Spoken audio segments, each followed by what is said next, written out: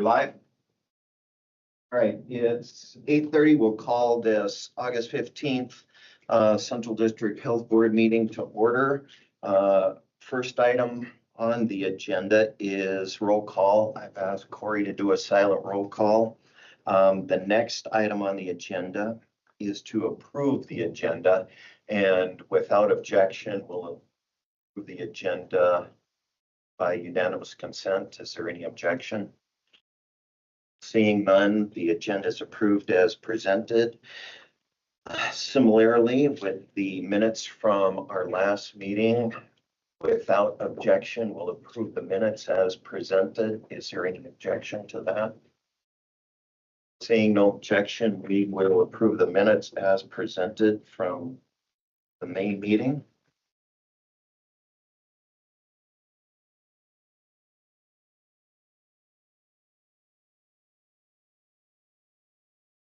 And then with that, next on the agenda is public comment. Do we have any members of the public that would like to say anything you're observing today? Okay, very good. Anybody else? Going once, twice, moving on.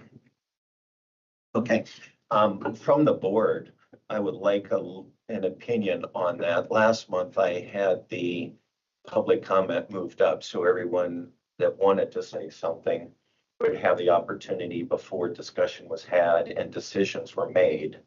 We left it that way this time. Are there any thoughts from the board members about, were there any good reasons why it was at the end of the meetings traditionally, or are we okay with leaving it for a while? Mr. Chair, I'm okay with leaving it at the beginning of the meeting. However, I think 2 minutes is a little brief. We usually, I think, limited to 3, and then the discretion of chair above that. I actually prefer it at the beginning. Okay. Yeah, that's how we run our meeting in Boise County. It seems like that's a fair way of doing it, because if we schedule public comment, let's say at 11, but we get done at 10:30 or something. So if we're okay with leaving it, is there a motion or just something to think about? A motion to revise the 2 minutes to 3, Or as we have done. or I'll move that. Second. okay, discussion on that motion to make it a minimum of 3 minutes each public testimony. My thought might be if we run across another very popular topic that could possibly create even a more lengthy meeting than last time. So I don't know, maybe if we had the flexibility based on situation to extend it to 3 or even more minutes. I just feel that it's very, very important to let the public be heard and not to cut them off. I agree with that. So we have a motion before us. Is there any further discussion? I guess my question is, could we make a motion since it's not an action item on the agenda? Oh, No, no, my mistake. I think what I'd recommend is we just visit. Yep, so we agree we're gonna do it at the beginning, right? Everyone's in agreement with what Dr. Parsons suggested. So I think we'll just do that. I don't think we need to probably structure Okay, meetings, the agendas. That's good. I think we're good. okay. All right. Then we are on to the financial review, Laurel. Thank you, Mr. Chair. Before I get going today at the August meeting, I usually like to recognize the work of the finance team. So I asked them to be here today. So if you guys wouldn't mind just standing up briefly, I would like to just recognize all the work that they did throughout the past fiscal year. And as we talked about during several board meetings, we had a couple new additions to the team this year. So team's led by Conan Chu, our financial support manager, and I reference him all the time. It's his numbers, calculations, reports, and reporting that go into all of what we do. Next, we have Zainab, who's our grants and contracts program specialist. She's been with us about 2.5 years now.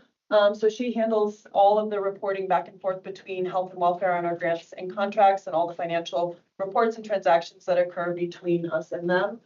Next, we've got Zach, who is one of our 2 financial technicians. He's relatively new to the team, handling accounts receivable, and we had a lot of reporting of fees and learning curve that went along with that. He's doing a fantastic job now and has really grown into the role.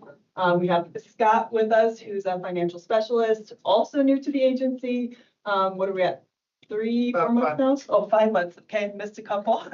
Been a great addition to the team. Melissa is also a financial technician and new, handling all of our accounts payable. And then we have Rose, who is our financial specialist senior, and handles all of the transactions below the level that Conan handles, and she's been with us for a few years as well. So all the work that they do is what I get the opportunity to report to you on, and just wanted to take a moment to say thank you for the past year's worth of work and keeping us going and all the hard work that goes along with it.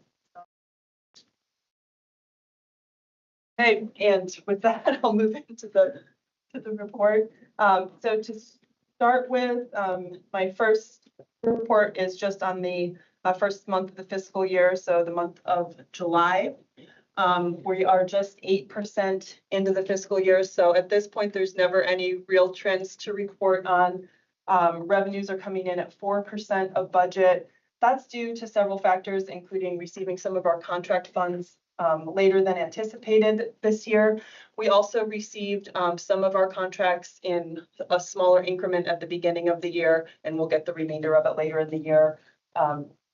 So a little bit behind where we anticipate being at this point in the program year.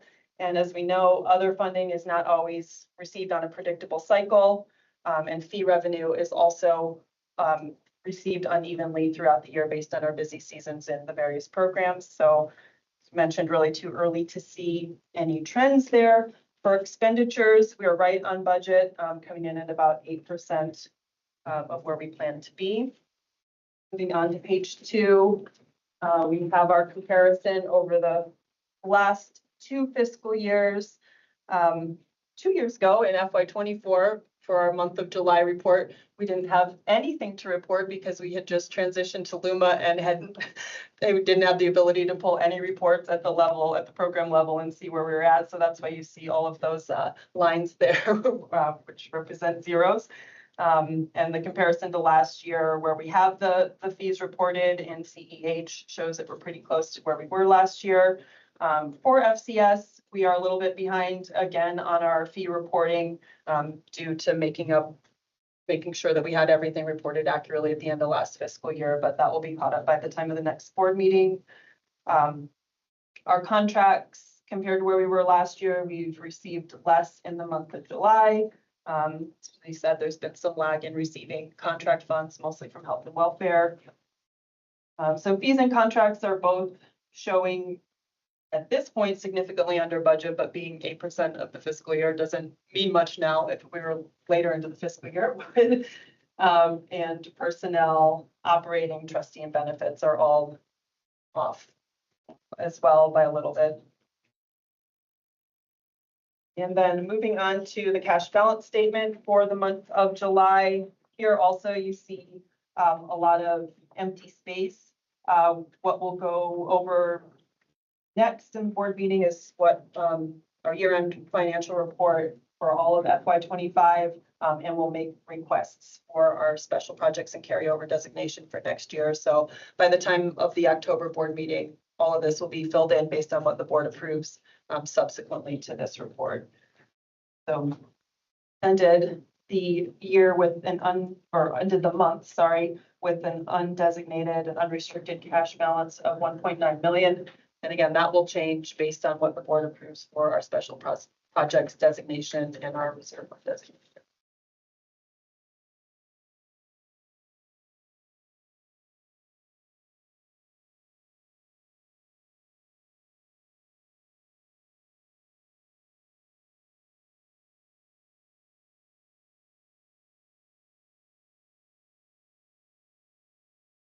Shall I move to the next? Yeah, just let's move right on then into the year end.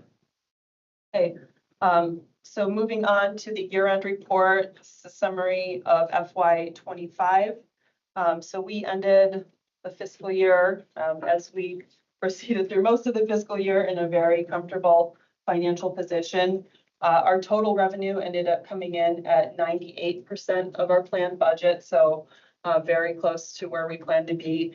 There were some differences among the categories, contracts received, and other received, and some of that still had to do with the receipt of opioid funds that we don't know when we're going to get it. When we do, we put it into the appropriate year that we're going to be spending it in if it's restricted. But we came in very close on our revenues throughout the fiscal year. For expenditures, you can see that we ended the fiscal year with only 92% of our planned expenditures. So that gave us a 6% gap in what our revenues and expenditures were. For context, last year we ended with a 9% gap in our revenue and expenditures. So we're getting closer every year to our planned amounts. The previous year, I think it was at a 10% gap. However, last year, more of the funding that accounted for that gap went straight into restricted funds because we'd received more opioid funds. So as we'll talk about with that 6% gap, we did end the year with some carryover that we'll be making some requests for next. Laurel? Yes, Carol. Up here on our community environmental health, over here under other, would you just kind of expand on the 141%, please?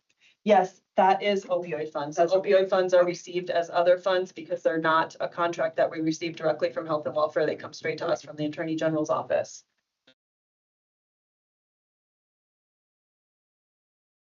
Yeah, we had requested at one point from the Attorney General if there was a way that we could know what was coming in when and how they would be dispersed, how those opioid payments, but they weren't able to give us much of an answer on that. When there's a settlement, whoever the settlement is with can decide how they disperse those funds. So sometimes we get all at once what is allotted for the 18-year period that the settlement is for, and sometimes we get it in increments, and there hasn't been a way for us to know exactly when that's coming. So we do as best we can to predict that. And then when we do our budget revision in February, if we know more, we know for it at that point. But for the last 3 years, our other funding has been off here and there by when we get those other funds. Laurel? A couple of weeks ago, there was an article in the paper about the Attorney General securing 2.6 million more in opioid funds. Russ or Laurel, do we have any indication as to whether or not that is in addition to what we've already are anticipating, or how that's, I mean, the article talks about how it's distributed. The health districts are going to be recipients of 20% of that, which by my math was about 520,000. Do we know if that's bonus money? I think exactly what Laurel described is how it works. Like I get an email and it says you're getting $173,000 from CVS. So, okay. And then maybe a couple months will go by. So we really don't know what the flow of funding is going to be and how many additional articles will be written over the next couple of years. It's a lot of money. And we get, you had asked me the question, of the 20% that goes to the health districts, Central District Health gets just shy of 32% of that funding. So of the fair portion of the state's health district allotment, right, comes to Central District Health. Right. Okay. Thank you. Yeah. Something we complain about getting those emails. I imagine. CBS might complain about having them sent, but moving on to page 2 of the year-end financial report. Again, this is our comparison of the last 2 fiscal years. Our fee revenue in community environmental health increased compared to fiscal year '24 and decreased somewhat from where we're at in fiscal year 23. With those fees, building trends can impact them significantly. We're seeing mostly what I would describe as stable influx of fees in community and environmental health. So not seeing any big trends there with building or amount of restaurants or childcare facilities that we're inspecting. Those are staying pretty constant. In FCS, Family and Clinic Services, our fees also increased compared to the last 2 years. And you can see just a steady increase over the last 2 years. Where we saw the biggest increase was in our home visiting program, which has to do a lot with the support from the board that we've had to grow those programs. And as we talk about our carryover designations again, this time we'll be requesting some what we've referred to as seed money to start some additional home visiting positions. And those end up having fees come in once the people are fully trained and have full caseloads. So thanks to the support from the board, we continue to see the increase in home visiting funds. We did see a decrease in fees received from immunizations and in reproductive health. So not sure how those trends will play out over the next year, but with the increase in home visiting is the most significant thing to attend to there. Contract fees or contract revenue went down again last year. And we've seen that as a trend since COVID. During the COVID years, we received more contract funds than we'd ever received before. Since the end of that big influx of funds, we've seen a decrease in contracts each year. As of this year, we're no longer receiving any COVID contract funds. We talked about that last board meeting. No more work being done with that, no more contract fees being received associated with that. I predict we'll probably stay fairly consistent with our contract fees received or funds received in the fiscal year that we're in now. There may be some changes based on what happens at the federal level, but we're predicting stability there this year. And then looking at personnel costs on the expenditure side, we did end the year about 5% under budget on personnel.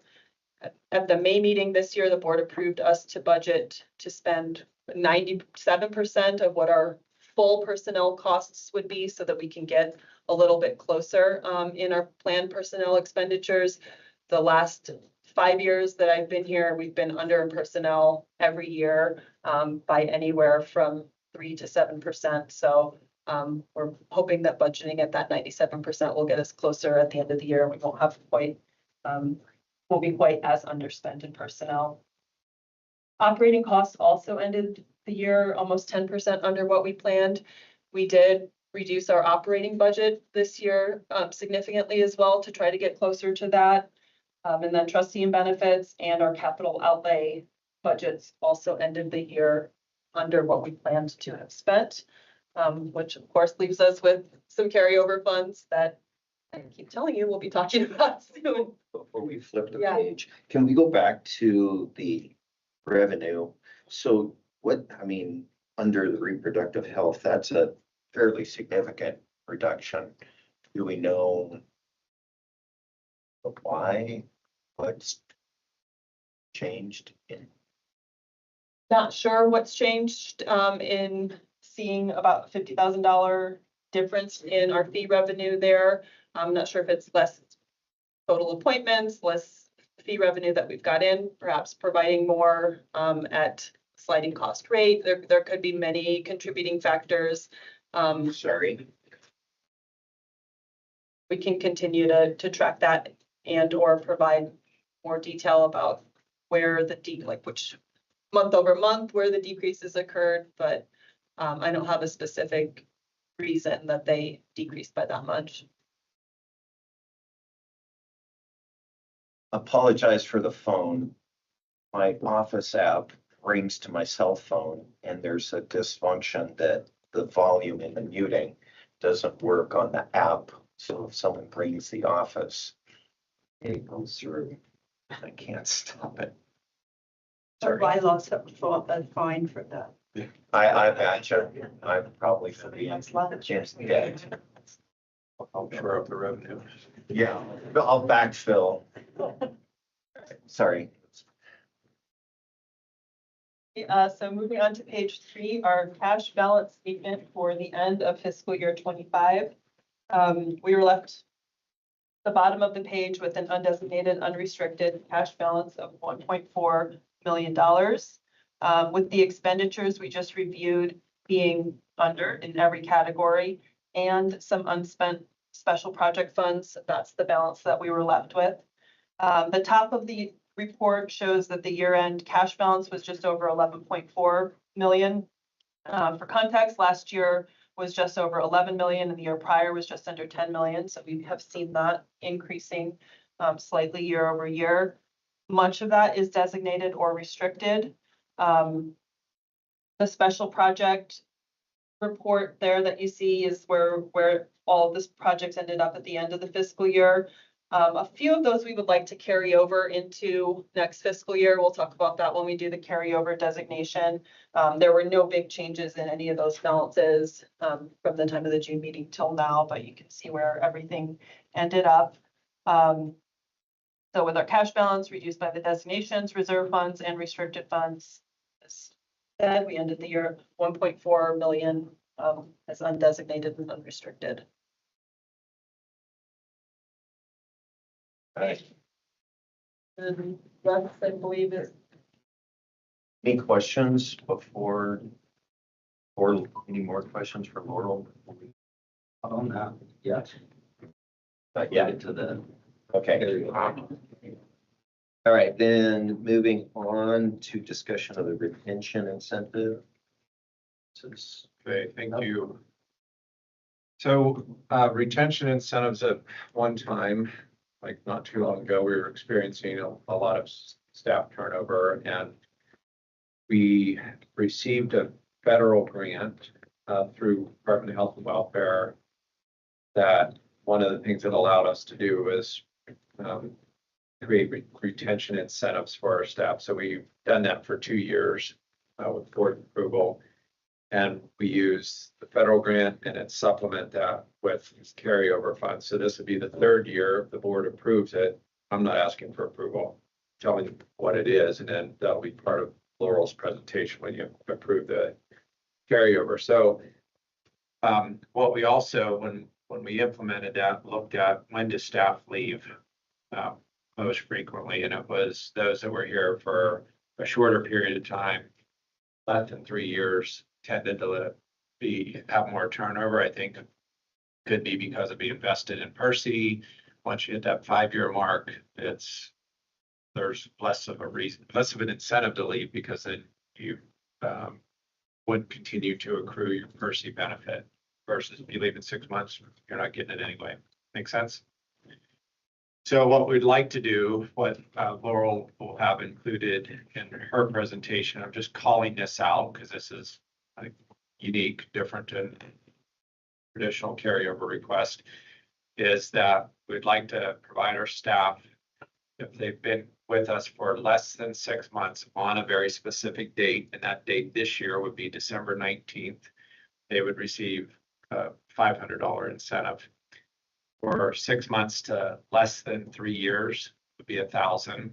And if it's 3 or more years of service on that date, they would receive a $2,000 incentive. And that would be paid in, it's a first page check in January, which this year will be January 2nd. So the idea is, board approves it, the staff note today. Also, they'll notify them, anybody that's not watching the meeting, that this is going to be provided to them as I just described. And I think it just helps create that incentive to at least stay till then and hopefully beyond. Any questions? That be a one-time thing or an ongoing? Sure. One time. We do have one more year of federal funding. So if we have a lot less carryover and we're not able to do this next year, we would still have some money from the grant. It could be just less for each of those increments, but the board would have to approve it any beyond this one that would occur at the end of the year. each year. What number of people are we talking about? What percentage of the staff is that? That's a great question. So it will be close to 150 staff. And I don't know how the breakdown is. I know in total it will cost us about 245,000, and that just depends on when we hire people and who leaves between now and then. And yeah, but we could get that for you. I just don't know what the anticipated breakdown is. Do you know I that? don't know what the distribution has been. I'm trying to think back to, I know the first year it seemed like we had a lot of people in that, up to, in the first two increments, the up to 6 months and then the up to 3 years, and fewer people in the $2,000 increment, but I'm not sure what the distribution is. We can look at that pretty easily though. So what were those increments again? 6 months, 3? So less than 6 months, $500, 6 months to less than 3 years, 1,000, and 3 or more years of service, 2,000 as of December 19th of 2025. So the dollar amount Gary estimated, and we figure we're going to be between 235 and 245 total, with about 150,000 of that coming from the carryover and the balance coming from the federal grant. So $85,000, $90,000 from the federal grant. Mr. Chair. Comments on our current, since we made the changes previously at board meetings for employee retention. How's that turnover rate now? It's decreased pretty significantly, but I don't have the exact percents for you. Yeah, so we've seen a sizable decline. Now, how much does retention incentives, the economy, the work culture, all that play into it?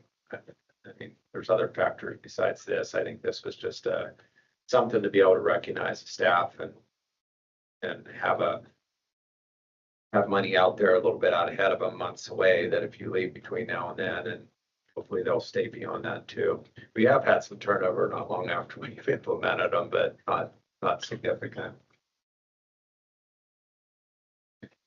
So assuming someone's been here 4 months and maybe in the back of their mind, they've got their eye on something else. And then, you know, there's this $500 incentive to stick to 6 months.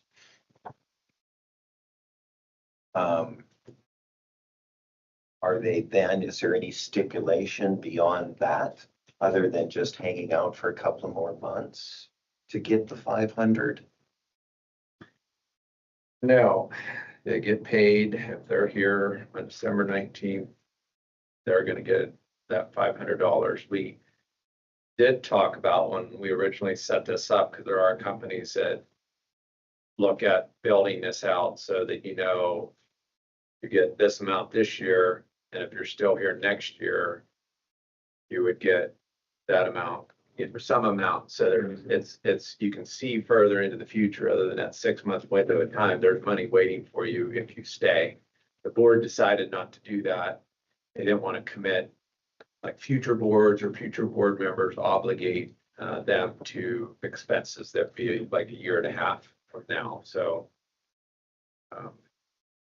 just set it up year to year, although I think through conversation, again, paying attention, staff paying attention, I'll know that's our plan to present that to all of you next year as well.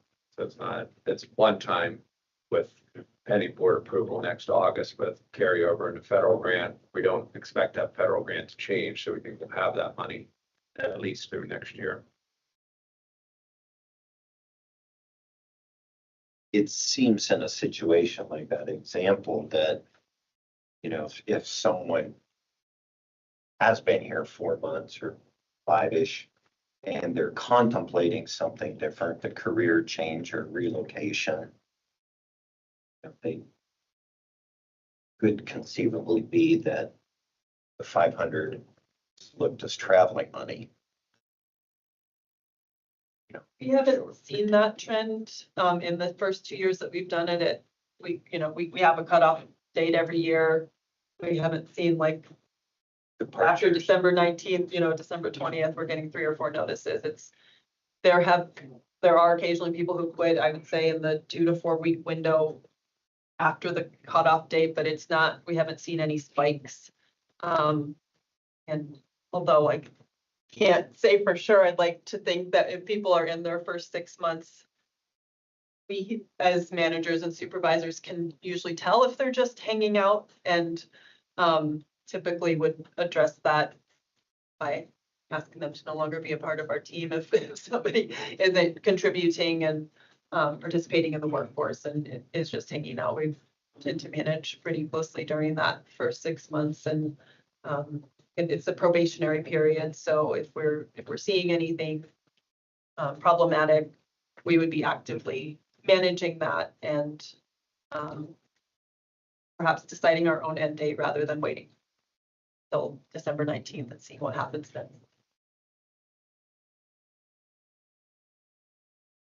That was just informational and conversation, and then Laurel will include that in our next presentation, which is an action item. All right. So was there any other comments while we were in the conversational part of it? All right, Laurel. I got the gist of it. Okay, all right, Laurel, it's up again. Hey, thank you. So annually after the close of the fiscal year, the Board of Health assesses the cash fund balance and makes fund designations for the current fiscal year. Our reserve fund policy lists 4 categories of reserve fund designations. This is just review. So special projects and carryover projects are determined by the board as appropriate. So we have a list of those we'll be requesting that I'll go into detail on. Our personnel reserve is to save funds for the 27th pay period that occurs about every 11 years. Our operational reserve is primarily for unplanned cash flow needs and emergencies. So for example, if we were to find out that some of our big funding streams stopped immediately, we would have the ability to continue operations and give staff up to 3 months to finish work, finish projects, and potentially close the agency or whatever else. It's for catastrophic level emergencies to keep us going if funding completely stops. The capital reserve is for major facility related costs and capital planning. Traditionally, at least over the span of time that I've been here, the board has chosen to keep the operational reserve at about 3 months operating reserve, so we could continue operations unchanged for 3 months. And the board selected to keep the capital reserve at $1 million. There hasn't been a change to that since I've been in my role. So at the top of this handout or slide, you can see the calculation for our total available cash balance. And sorry, I lost my place in my notes. So we saw, I'd like to bring your attention at the total cash balance, which we just saw on the final page of the last handout, was 11.4 million. So when you reduce that by the cash on hand and the restricted and committed cash, the numbers that you can see at the top of the page, you see that we have a balance of 7.7 million before we consider any of the reserve funds or the special projects that we're going to talk about. Then like to look down at closer to the bottom of the page above the second green line for the proposed FY26 reserve fund designations. I'd like to start with that because we'd like to make a couple of changes there. So the first one is the personnel reserve fund for the 27th pay period.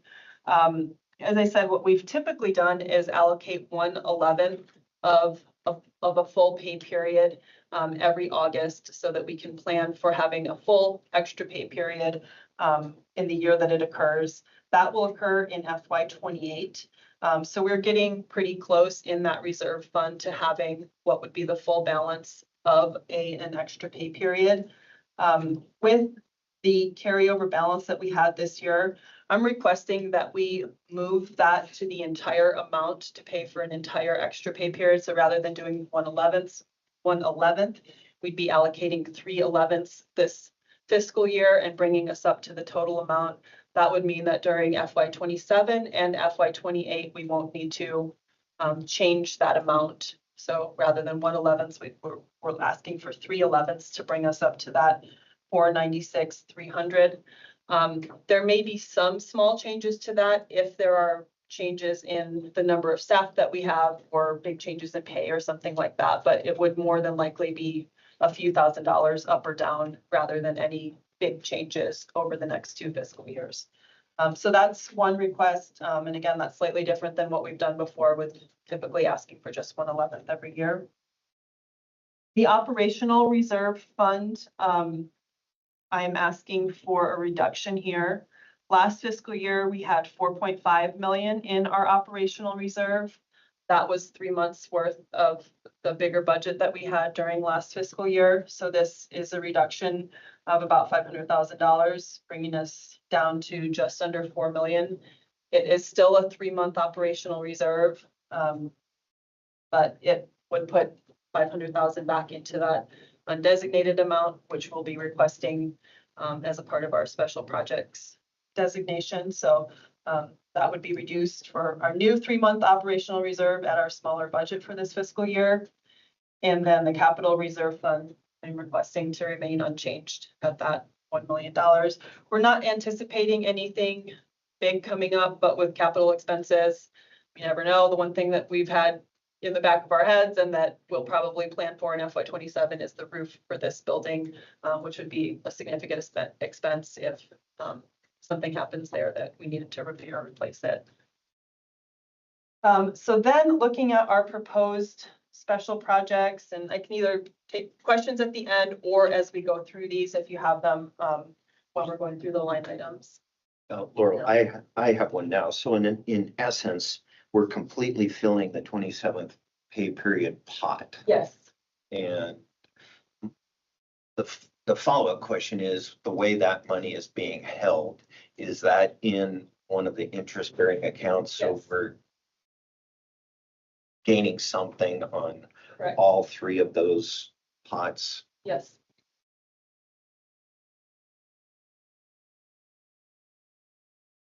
Okay, so for the special projects, it's a long list this year. Last year, there were only about half of those. So first item is a new capital improvement project, which office expansion. So as we've talked about and the board has approved, we've hired additional WIC clinical assistants and additional home visiting staff. Unfortunately, we're running out of office space for them to work in. So this proposal includes reconfiguring the workspaces on the clinic side of the building. And some of those additional office spaces that we need to build for WIC staff include plumbing needs and moving around our fire suppression system and potentially some lighting. So that's part of the reason for the higher anticipated cost there. We'll also be adding some workspace in what's now kind of an unused section of the lobby. So it's a pretty significant reconfiguration of workspace. It would also allow us to put a new foundation and storage shed outside the building on the FCS side of the building that would allow us to move some of the program supplies that are currently stored inside outside and reallocate that space as workspace. So we have not got quotes on that yet, but from our facilities manager, that was our best guess estimate on about what it would take to do that complete workspace reconfiguration. The second item on the list is IT equipment and support. This request includes many new iPads or surfaces. That's for customer intake on both sides of the building and for our inspectors to be able to do work in the field. And it also includes a project to scan a lot of our existing paper records into digital format. And again, frees up more office space where we have filing cabinets, many old records. And it goes hand in hand with our IT project of the Excel implementation of moving to digital format and having digital records available rather than paper records. The marketing request, several programs came up with some additional ideas for marketing after they put their original budget request together. So that is split between both family clinic services and community environmental health with some requests that they had there. One of them is a 988 campaign, and the other is for our family clinic services programs to market those more extensively than we've done. The next item is a more general category. I listed it as program support. It includes many things such as LARCs, otoscopes, Cabotron, new infant scales for our WIC program, incentives such as breastfeeding incentives, group connection supplies, transportation support, nutrition education, expansion of the CHEMS program, and additional support for our nicotine cessation program. So that's a bunch of stuff grouped together, but all things that, as we talked about requests that came in from staff amongst the executive leadership team, we thought they're all really important to operations and typically have all been things that the board has supported. They support the WIC program, our home visiting programs, and our prevention programs. The next item is CDH staff. So last fiscal year, for the first time, we requested carryover funds to support staff. We hadn't done that in the past because staff is an ongoing expense and carryover funds have always been used for a one-time expense. With the board's support, we did that last fiscal year and it was highly successful. The positions that the board supported last year and that we're asking for your support of this year are all positions that will eventually generate fee revenue. So this year, our CDH staff requests includes 2.5 additional home visitors for the Parents as Teachers program.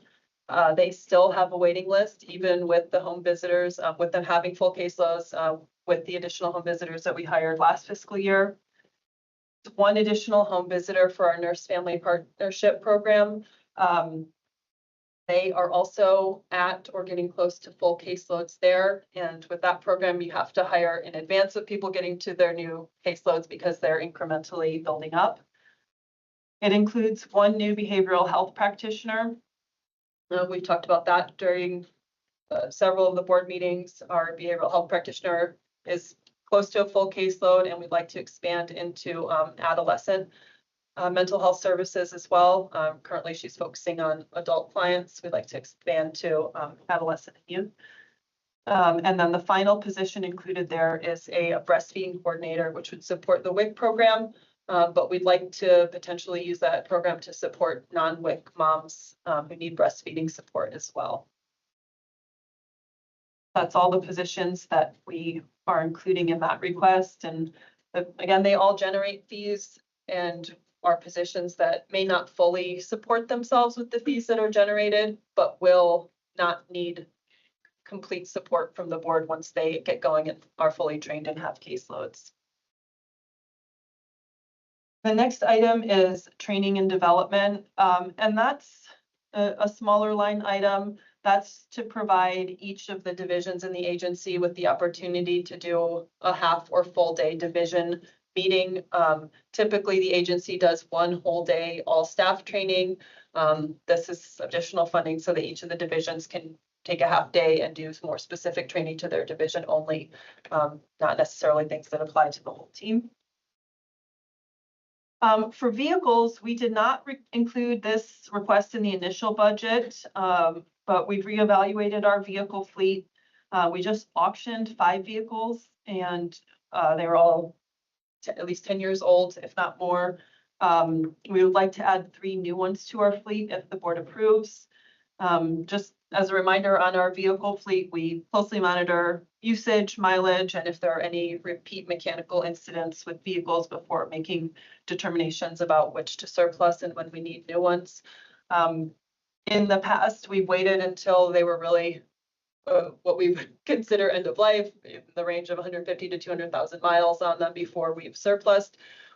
We would like to move to a model of surplusing vehicles sooner than that so that they're in better condition for our staff, especially with the terrain that we have to drive over, and so that we get more out of them when we do auction them off.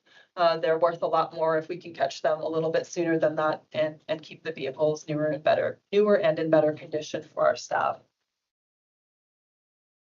Are these 3 new ones sedans or minivans, or what are we looking? They will be the smaller SUV type vehicles. The sedans don't get as much usage from our staff. I think it has to do more with where they're going and what they need them for. A lot of times we're driving with 2 or more staff and program supplies, so the smaller SUV style vehicles work a lot better for our teams in general than the sedans do. The next item is the retention incentives, which Russ just talked about. So asking for 150,000 for retention incentives. We'll use about 90,000 from the public health infrastructure grant and supplement with the 150,000 if the board approves it. And then the next 2 items on the list are the 2 items that are continuation from last year's carryover project. So the capital improvement continuation is our McCall facility upgrade. We had about $50,000 for that last year in our carryover request, and we have it planned. We just didn't get it done during last fiscal year. So it's paint, new carpeting, and new furniture there. The new furniture we actually were able to pay for during last fiscal year, but the carpeting and paint still need to be done. So completion of that project. And then, as we've talked about many times, many board meetings, we put the Armstrong bathrooms back on the list one more time. When we do go out to bid for them this year, I've said it before, but I'll just say it one more time. We'll put it in newspapers and do wider scale advertising of the project than we've done in the past, where we just posted it on our website and put it out to vendors that we were familiar with. We really want to be able to broaden that net and hopefully get more than one bid in, which the first 2 times we put it out for bid, that's all we got. And the price was more than we wanted to pay for that. So On the McCall facility, so last year we appropriated 50. So how much of that, you said we got some painting and carpet done. How much of the 50 was spent?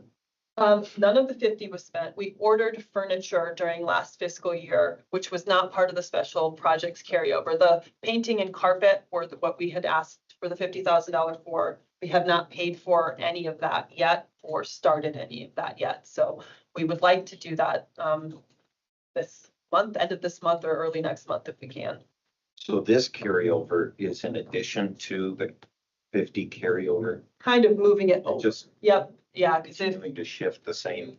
yeah, if you look at the year-end fiscal report for that project, on one should be right. As one of the unspent items. It's McCall office refresh. You can see there was 50,000 that was left in balance there. So we're just kind of moving it across. No, not in addition, moving the same amount over. And then the Excella continuation, we are in the middle of implementation there. We had another meeting with them 2 weeks ago, making sure that all of our requirements were understood. We're having regular meetings as we get closer to implementation. We did talk to them about the timeline for when we want to be fully implemented. And originally we were thinking we wanted to do October, November of this year. But when we talked with our staff, we had a couple meetings with them, and that is right when our renewal season starts for all of our food facilities. They all have to renew on January 1st.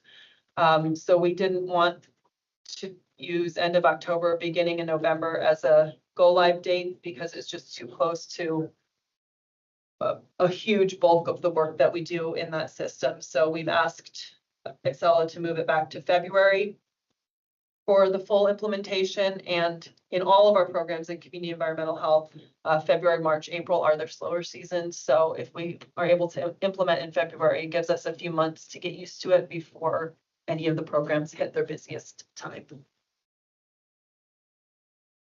So that summary brings us to 2.2 million of our special projects and carryover designation requests.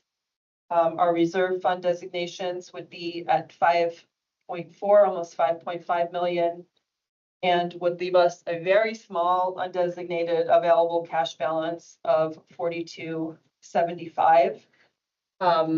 We really wanted to use as much of the carryover funds to do the work that the boards supported, and continue to enhance our ability to offer some additional services where we know there's been support, such as home visiting, the program supplies that maybe our grants haven't allowed us to purchase before, additional marketing of our programs, and really, most importantly, the seed money for those positions that will be fee generating as they get trained and implemented. So we will be providing updates on all of those requests at each board meeting. So if the board approves them all, and there's any questions or you need additional information on any of them, we'll be happy to provide that at any time.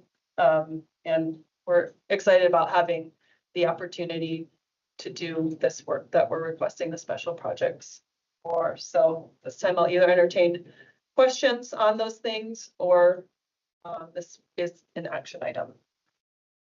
Yes, Mr. Chair. Laurel, would you kind of tell me how our nicotine cessation programs are going? What participation are we seeing? Yes, I'd be glad to talk about that, and Curtis can talk about it more. Also, when you look at what the other districts are doing, this is one of our bragging moments for our nicotine cessation program. The amount of reach that we have on our nicotine cessation programs is exponentially higher than what the other districts are doing.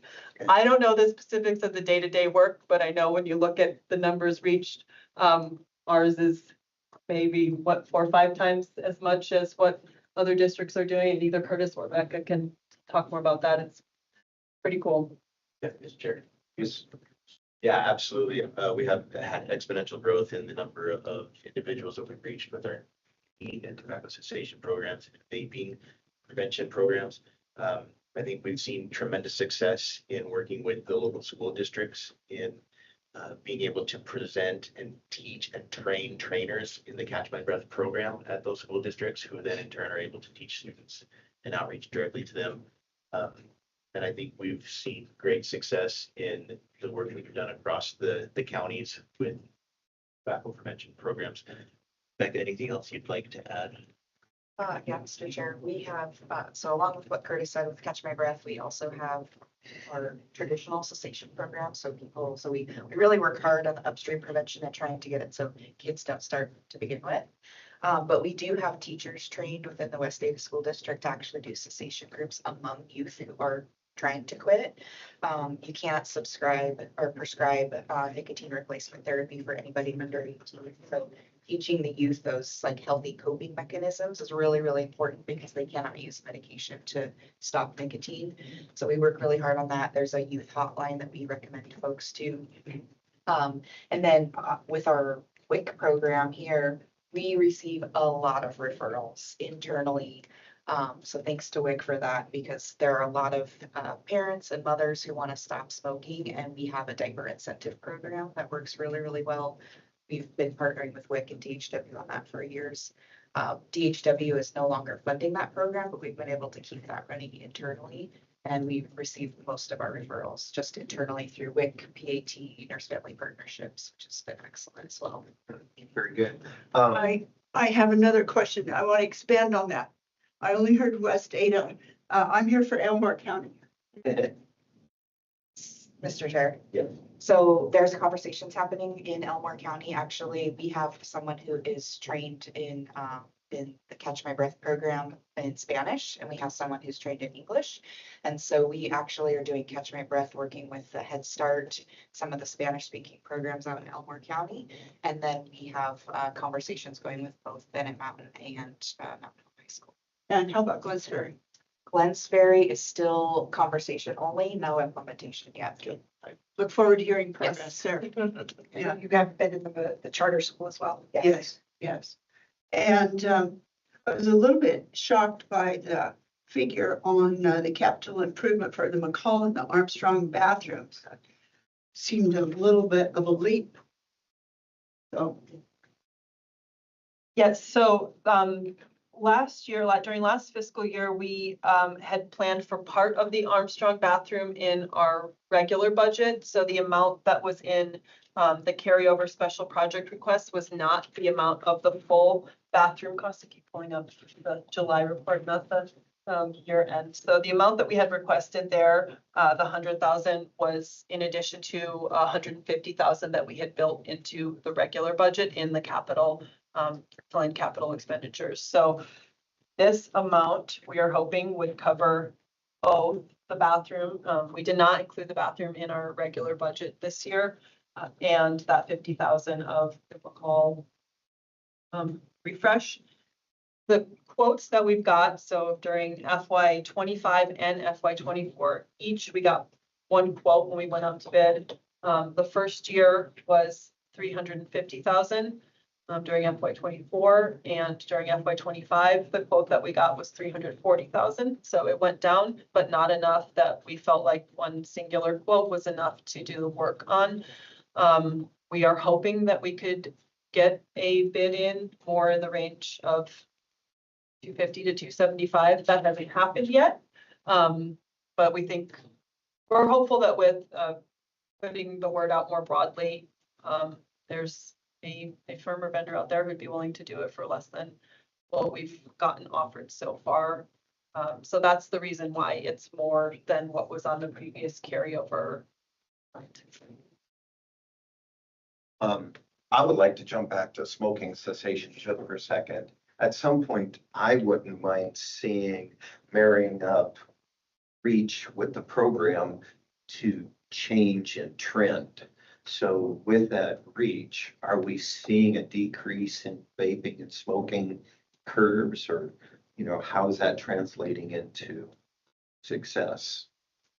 So I don't know if you have an answer now. Sure, yeah. So Catch My Breath has only been implemented for the last couple of years. It was part of all of the health districts' push for youth prevention. And it was a program that the Millennium Fund Committee agreed upon. So we've only had one full school year of data. And the Catch My Breath survey is quite lengthy, lots of pages, lots of questions. It's a pre and it's a post survey. So the health promotion work group, which is myself and all of my counterparts from the other health districts, we worked to sort of whittle that down to make it acceptable for schools, because many schools just didn't want to spend the time. So we only have one full year of data. There has been showing a change in behavior, especially with refusal skills amongst youth and the likeliness of them not wanting to try vaping. This program does go through from 6th grade to 12th grade, so the questions vary in sort of what that might look like, so they're age appropriate. This year, we've developed a new system, so we're actually going to be buying a Scantron machine. So the old school fill in the bubble machine, we've been working with them to get the Catch My Breath survey put into that format, and all of the health districts will be using it. So I think we'll see probably more consistent data across the board, because right now what we've been doing is asking 6th to 12th graders to fill it out with a pencil. And then the vaping coordinator at each district has been entering it into an Excel spreadsheet. So that we have to analyze it ourselves. Obviously, there's room for error in those situations. We have a machine to actually read and make sure that the bubbles are filled in. So we're going to be starting that this school year with the hope that we can present to the Millennium Fund Committee in February about that data, and then we'll really hopefully see that there are significant changes. More consistent Success. Okay, very good. And then just generally speaking, as a board member, I might make the request that when we get a list like this, maybe a little bit more of the detail in advance of the meeting. Or in advance of the Thursday distribution of the board packet. So knowing, that we're looking at 3 small SUVs, or the types of staff that we're entertaining prior to, the meeting where it's an action item. I think that would be pretty valuable to be able to noodle on it before we get here. We can do that. Definitely do that. Sure. Sure.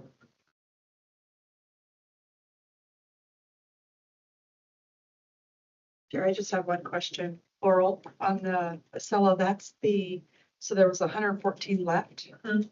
And so that's gonna be a little bit more than anticipated, or was that budgeted elsewhere? It is gonna be more than anticipated. So right now we're using a system called Laserfish for our what digital document management we do. We are shifting to a system called OnBase, which is a Xerox product that there's some cost for switching to that, but Laserfish doesn't integrate with Excella and OnBase does. So part of the additional cost came from the switch over to that system, which is a support system for Excel. It's not Excel itself, but it's part of the implementation. Thank you. Anybody else have any questions?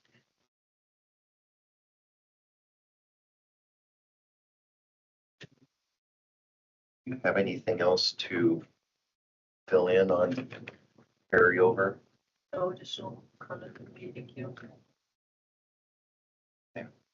So this is an action item, so I guess we're open to a motion to accept it as presented, or Yeah, question. You mentioned the employee retention employee retention.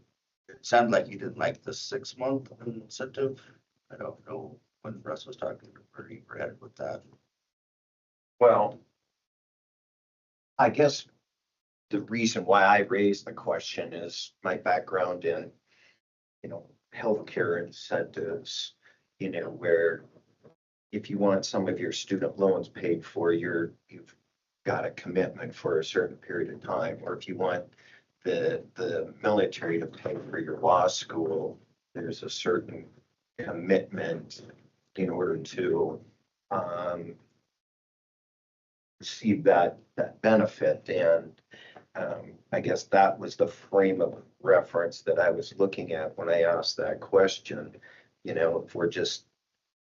If all I have to do is get to 6 months, that maybe that challenges me. I know apparently there wasn't a significant trend in departure apparently right afterwards, but I don't know, maybe I have a human nature thing. I don't know if staff has any additional comments on that. Or Clay, what your thoughts are. Just hearing what you're saying, it makes sense to me what you're saying. If I'm here for 5 months and another month, I get, or let's stay another month probably. I was just kicking over, instead of paying out that 500 for the 6 month, maybe put that towards the first year, second year. So that's, I don't know how many dollars that would actually be. Same dollar amount would be. But I don't know if that would be a better incentive to stay for the next 6 months. Maybe then there would be a little more investment in the job and career if the incentive was a little farther down. Is that what? That's just what I got to thinking after you had mentioned that. You guys' thoughts are on that? Chairman, I guess my question is, to get somebody up to speed in their position, is that a 4-month? Or is that like an 8-month? I mean, Huge variation on the type of position. so it just depends. Yeah, I would say anywhere from 3 months to a year, depending on some of the more complex positions. But when we started this, I'll add that not just in our health district, but nationally, people weren't staying in public health even to that 6-month point. We were seeing a lot of turnover especially we've talked about this a couple times, especially our entry-level positions, our CSRs, our CAs, clinical assistants and customer service reps. Those positions were turning over sometimes 2 or 3 times in a year. So when we started this, it felt crucially for our MAs. We went through a time when we went through 3 whole teams of them in a 9 or 12 month period. that has slowed down. We aren't seeing quite the level of turnover in our entry-level positions, so we very easily could recalculate what it would be to distribute that 0 to 6 month $500 among people who had been here longer. Initially, it felt like a big benefit to our high turnover, lower paid positions to offer them something as a retention incentive around the holiday time period. And we, you know, like Russ said, we can't attribute it all to having this retention incentive, but we have seen a reduction. Our CSR team is the most stable it's been in the 5 years that I've been here. Our CA team is reaching that point of stability. We've it's slowed down. The turnover there has not stopped, but it's bigger than it has been also in the 5 years that I've been here, and finally seeing more stability there too. So that's at the board's discretion, I think, how you want it distributed. It feels like it has made a difference, and the staff is really appreciative that you've supported it for the past 2 years. Sure. There's a part of me that thinks at 6 months, the person is gonna stay an extra month to get the 500. I just simply leave. I mean, after the 500, because you're gonna put another 6 months into training.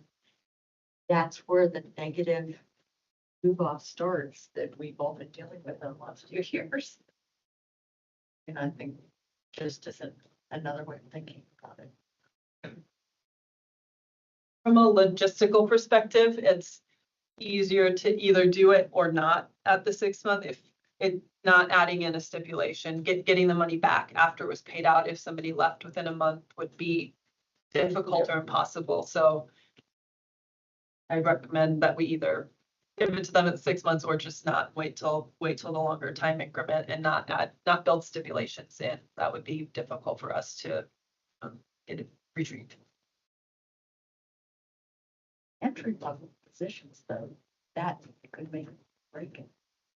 Getting it at 6 months. Is there any other maybe out of the box method to create an incentive by, let's say, you reach a certain benchmark and you get an additional paid day off, or would that be logistically challenging? Talked about some with, you know, are there things like that we could do? Could we do a floating vacation day? Logistically, those things get really challenging every time we consider them. Extra leave, I think the mechanics of that we could do. It's not something we've ever really put much structure around to look at how it would happen. With the Luma system, things are pretty set, and I would say mostly set to support what the state does, and they don't offer, you know, extra leave or the ability to be very flexible with floating vacation days or things like that. So Paid maybe personal we could- days and stuff like that. But I just, we have the ability to use admin time. We can grant that at our discretion. So that's something we could consider doing for the shorter duration. I mean, we could bring back, that would be a cost too, right? Anytime the district is paying for leave, if it wasn't attributed to a program, a specific program code, there'd be costs associated with that as well. I'm not sure how it would balance out or what would be more appreciated by staff. Having the bigger paycheck around the holidays, I know just from what I've heard staff say, has been much appreciated. I don't think anyone would complain about a couple extra hours of leave either, but more often than not, I think, especially in a lot of our entry-level positions, people aren't taking vacations or taking their time. Some of them are even accumulating comp time. I know our CAs and our CSRs come back to those positions, but that's where we've seen the most most turnover historically. Many of them are working more than 40 hours a week, and they're not even touching their vacation or leave time because they're just using their comp time as they accumulate it as we've worked to get caught up. Is there any difference in cost to the district as far as paying a bonus in the way it's taxed or Percy match or anything compared to, or is it all like, are the bonuses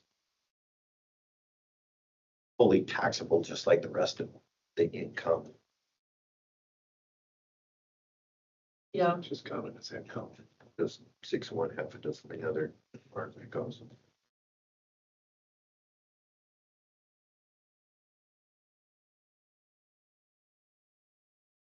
All right. I guess I'm fine with the 6-month bonus. It sounds like it's working. That's just a little bit they need to stay for 6 months.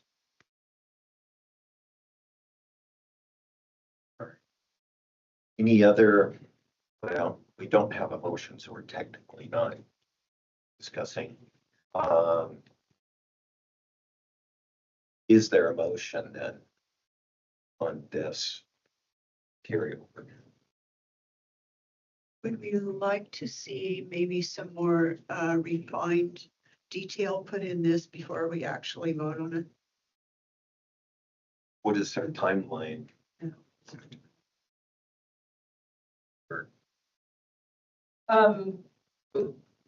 We could bring it back to the October meeting. I think it was my call to condense it into these categories that you see here. The program support is the one that has the most general line items included in it. That was the out-of-scopes, the Cabotron, the incentive materials for the breastfeeding, the expansion of the CHEMS program, and the diversity infant scales, if not. So that's the most general one, with line items that aren't included on the summary. But all of the other ones, I think, are single items. And I have any detail that you might need right now. For next August, I will provide this sooner to the board. The reason that it always happens in the August meeting is that it's not till about July 10th that we have our year-end summary and know even what our carryover amount is. So then to prepare October, the financial statements that we'll review in the October board meeting, I'd say it's somewhat important to make a decision on it during this board meeting.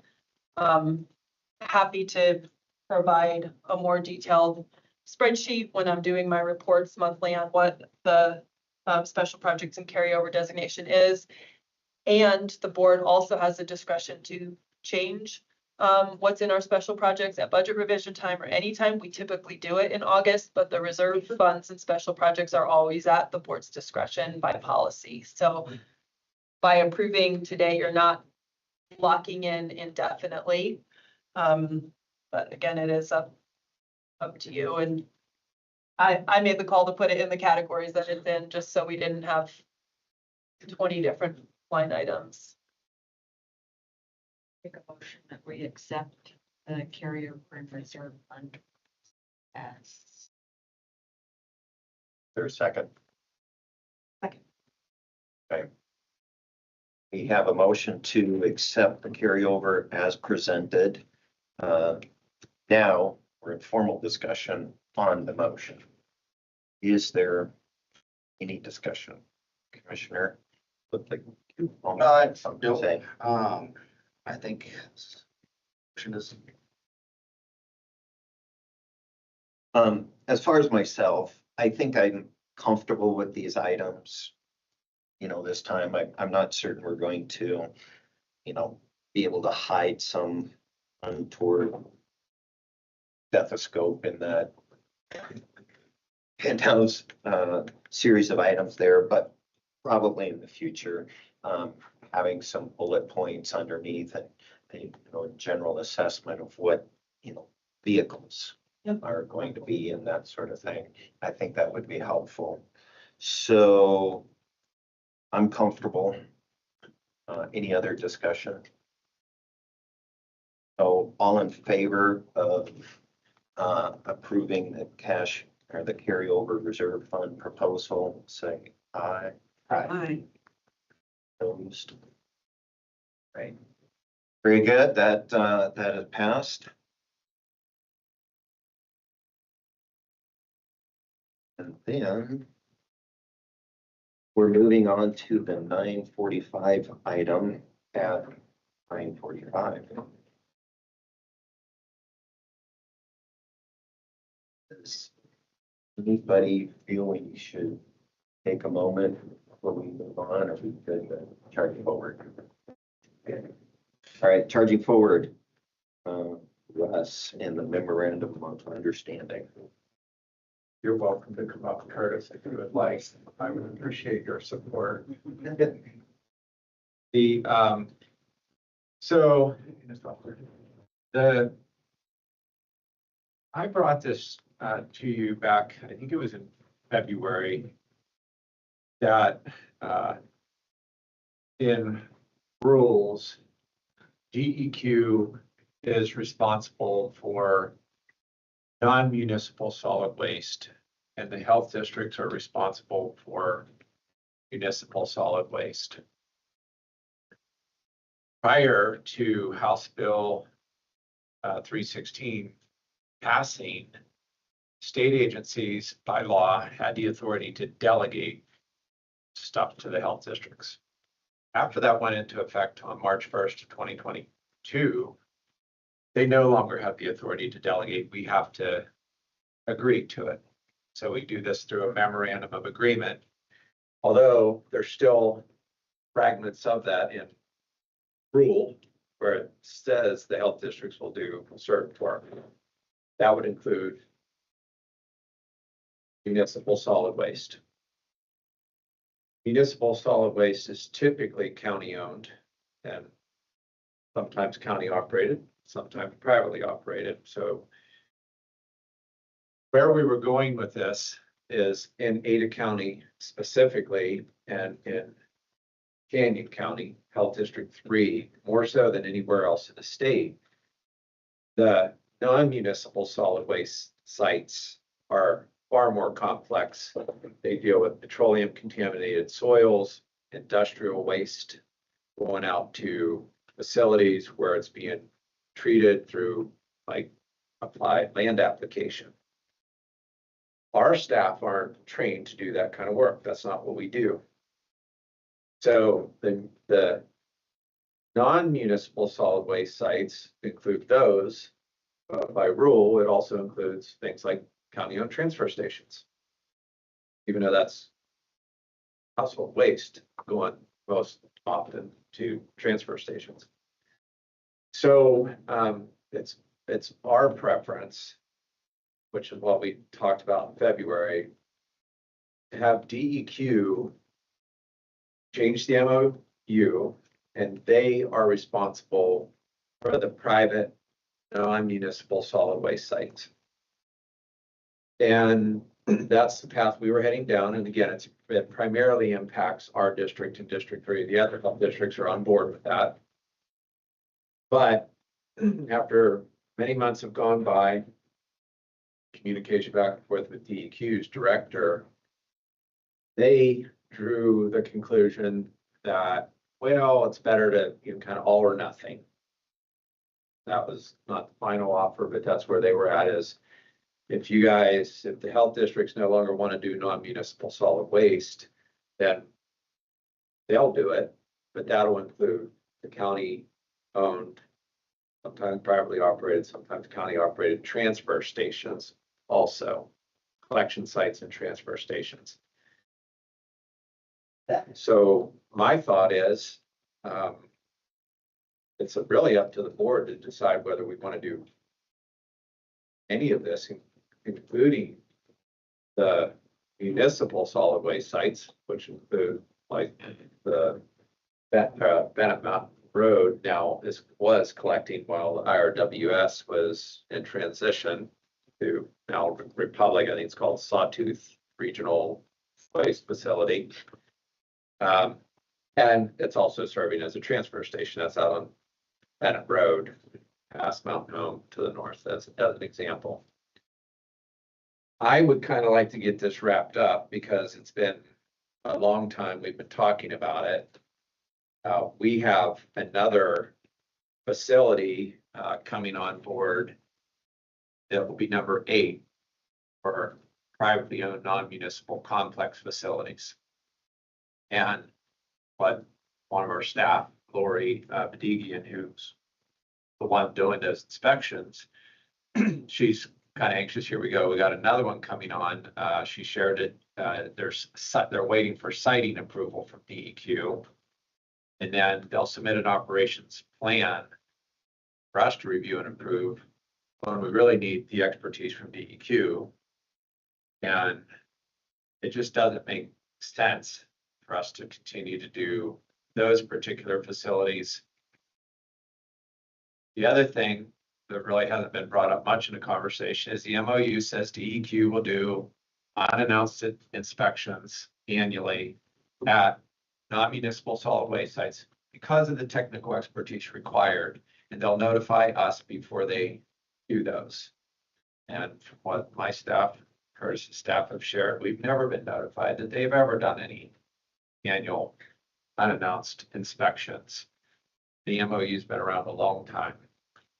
So Nikki Zog, Director of District 3, and I are going to meet with Jess Byrne. The earliest he could meet was September 10th. We're still another several weeks out to talk through this.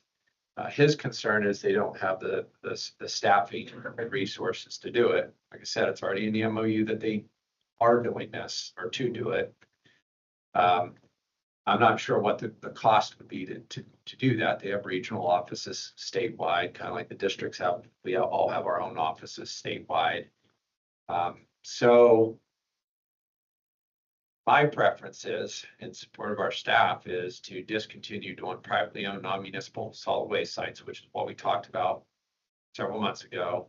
And if DEQ feels strongly that it's an all or nothing deal, then I would be the nothing for the districts and let them manage this.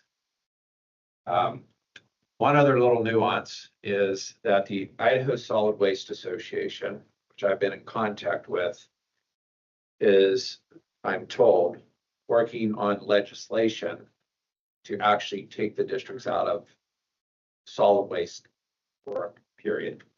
So we're going to invite them to the district director meeting, which is the middle of September. It's in conjunction with the Idaho Association of Counties meeting at the Riverside, and learn more from them. Hope to actually learn more between now and then as to what their intentions are and what kind of support they might have, because that would take us out of solid waste business in its entirety. And I mean, from our perspective, I think it needs to get done. Somebody needs to be doing the inspections. Somebody has to have the expertise to do it. But it doesn't need to be the health districts. And we're not collecting any fees from anybody for any of this work. So the counties are paying for it today. So I made it an action item. I really want to hear the opinion of this board, and Commissioner Caldwell wasn't able to make the meeting today, and she has some thoughts on it. I've told her I'd follow up with her next week, but just to hear from all of you, I mean, is this want us to continue to do the work, or are you okay with us discontinuing doing non-municipal solid waste? Because that's what we're talking about here. I mentioned municipal with Idaho Solid Waste Association.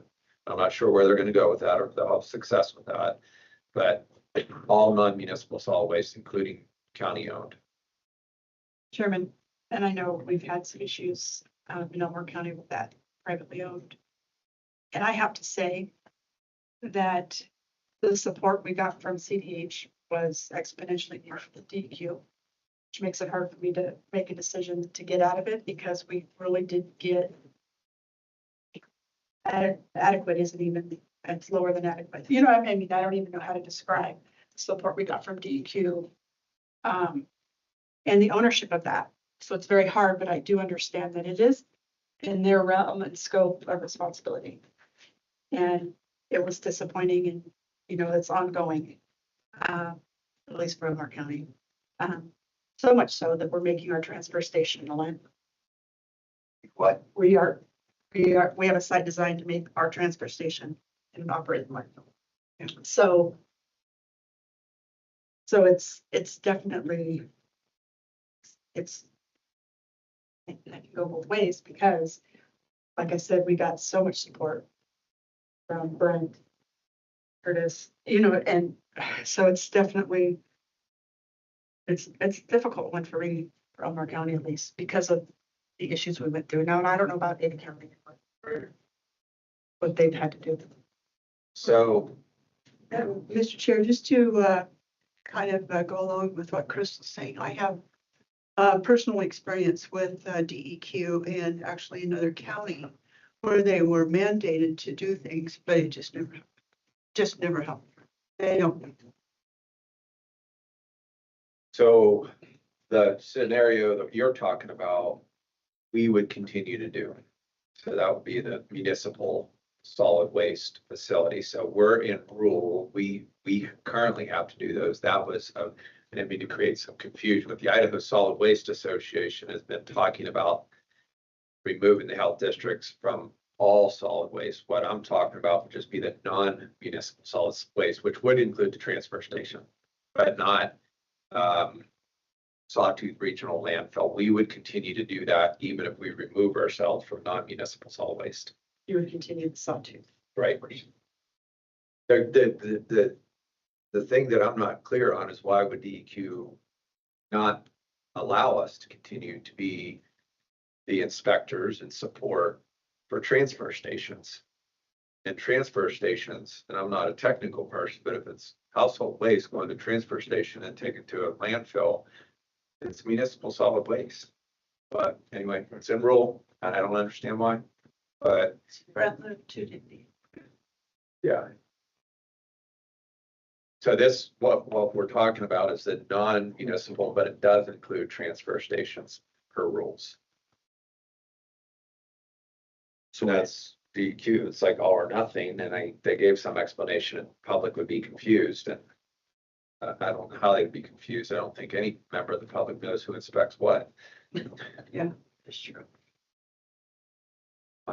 It's definitely hard. I mean, we had meetings with Director Burns and his legal team, and we really, Elmore County had to, I guess, take the mantle on that and legally and get that to where it needs to be. And it was disappointing because when we have, teeth in our CP of the regulatory, aspects, environmental aspects of it. So, which we were able to get it done on our end, but there still has been very little action on the other side. So it's definitely frustrating. So if I'm understanding this right, this action item would be Central District Health deciding now to remove ourselves from the non-municipal waste Regulatory oversight, and the transfer stations. which are non-municipal solid waste sites per DEQ rules. Okay. Doesn't necessarily make sense. And that formality would take place immediately. We would just remove ourselves from that. Sure. So we follow what was outlined in the MOU for termination of the agreement. So whether that was a 30 or 60-day notice, we provide that and then follow that accordingly. And all the health districts are on board with that. District 3 at their recent board meeting preferred, as we do too, to continue to inspect and be a support for the counties for the transfer stations. Their board, that's where we're at too, but Director Byrne seem to be going down the all or nothing route, which would roll in the county owned and most often county operated transfer stations. So as far as the immediacy of it, I would like to meet, I would like the boards, like, this is our preference, and then meet with Director Byrne on September 10th, along with District 3's director, and say, here's where we're at. I mean, and then try to figure out, are you actually willing to allow us to continue to do the transfer stations county owned and get out of what we're talking about is very technical work that we end up relying on them with sometimes slower response times than we would like to help us with like the operations plan, but it's not our expertise. These are soil scientists and engineers at DEQ, and our staff, we're really good at septic systems and healthcare inspection, things like that. So the hiccup is currently the definition or where the transfer station fits under code. I would say the hiccup is that for whatever reason, DEQ feels like I think that the letter was like there'd be some confusion by the public if we continue to do non-municipal solid waste sites that are county owned transfer stations, and we discontinued doing these land application operations. And Mr. Chair, our initial proposal with DEQ was that the health districts would remove themselves from doing privately owned non-municipal facilities, and we would continue to work with any county-owned non-municipal facilities, which would include the transfer stations. That was our original proposal. We felt that our relationship with the counties was very well established. We worked well together. We understood each other's role. We supported each other in that work, and we agreed to continue to work those county-owned and operated non-municipal facilities. Where we were running into problems was with the privately owned facilities that we either needed to serve some kind of notice of violation to or some kind of corrective action to that were privately owned, that we would then need to enforce some kind of regulatory action upon, and we had no backing from DEQ, city councils, or any form of enforcement that way, and we were really left holding the bag at the end of the day, trying to get these privately owned facilities to do something that they necessarily didn't want to do, but we regulatory trying to get them to do.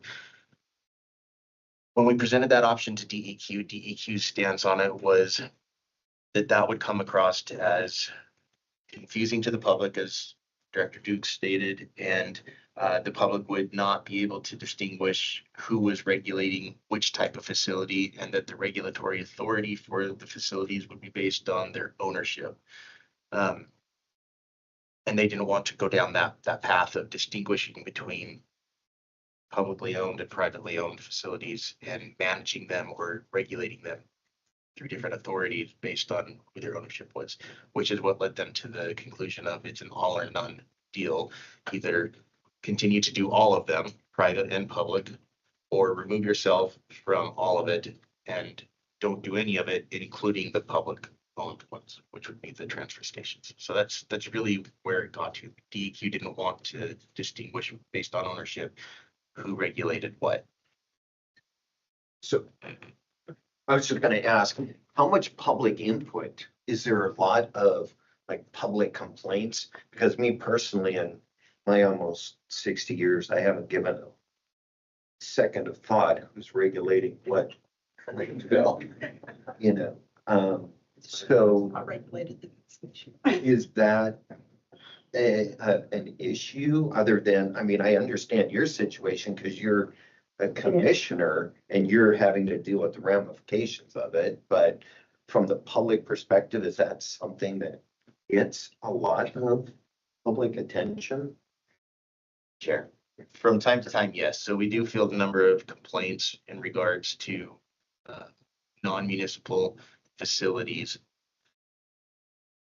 Typically, they're odor complaints, Okay, yeah, I just, and they will complain to us. We'll go out and do an inspection. We'll identify a root cause for the problem. We'll recommend a solution.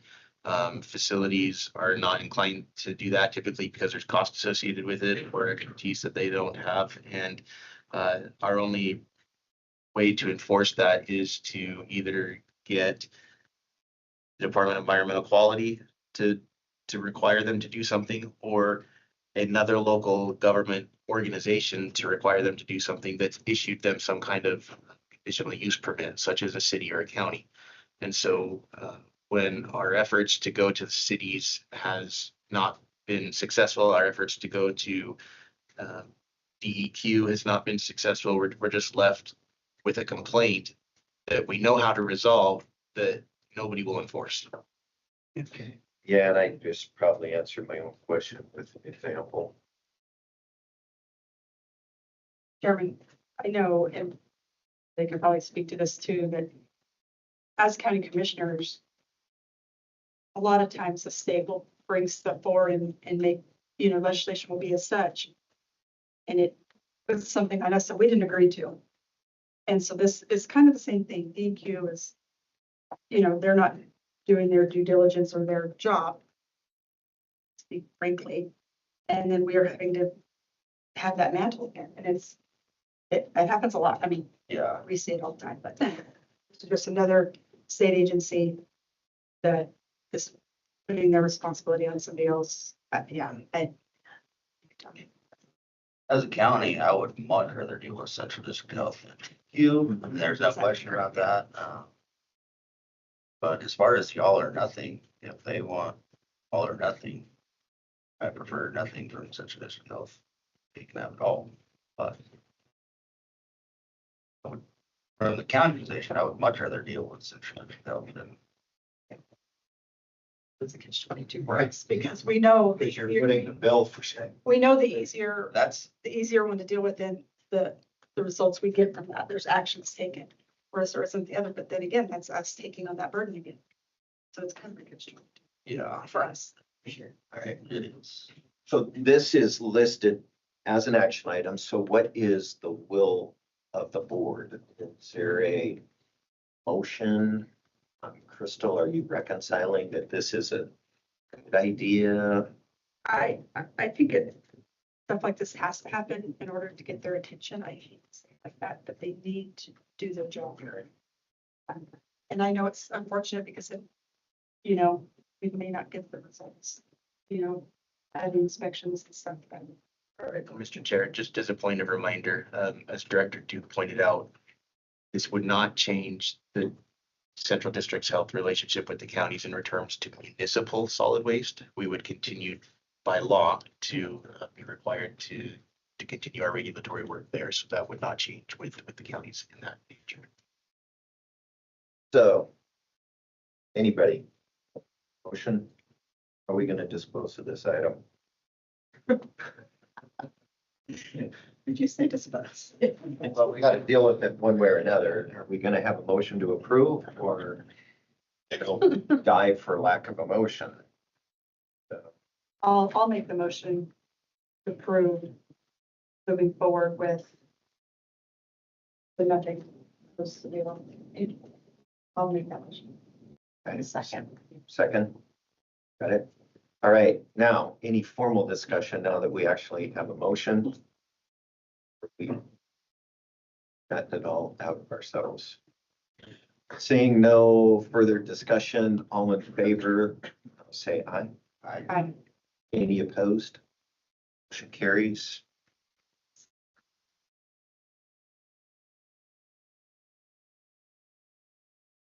Sure. After that, I know.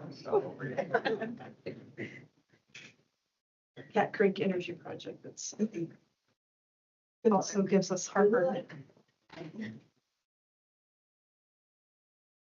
And like I mentioned, I'll follow up with Commissioner Caldwell just to get her thoughts on Valley County and let her know where we're heading. And then I'll have that conversation with DEQ on the 10th of September. Let them know our board's preference.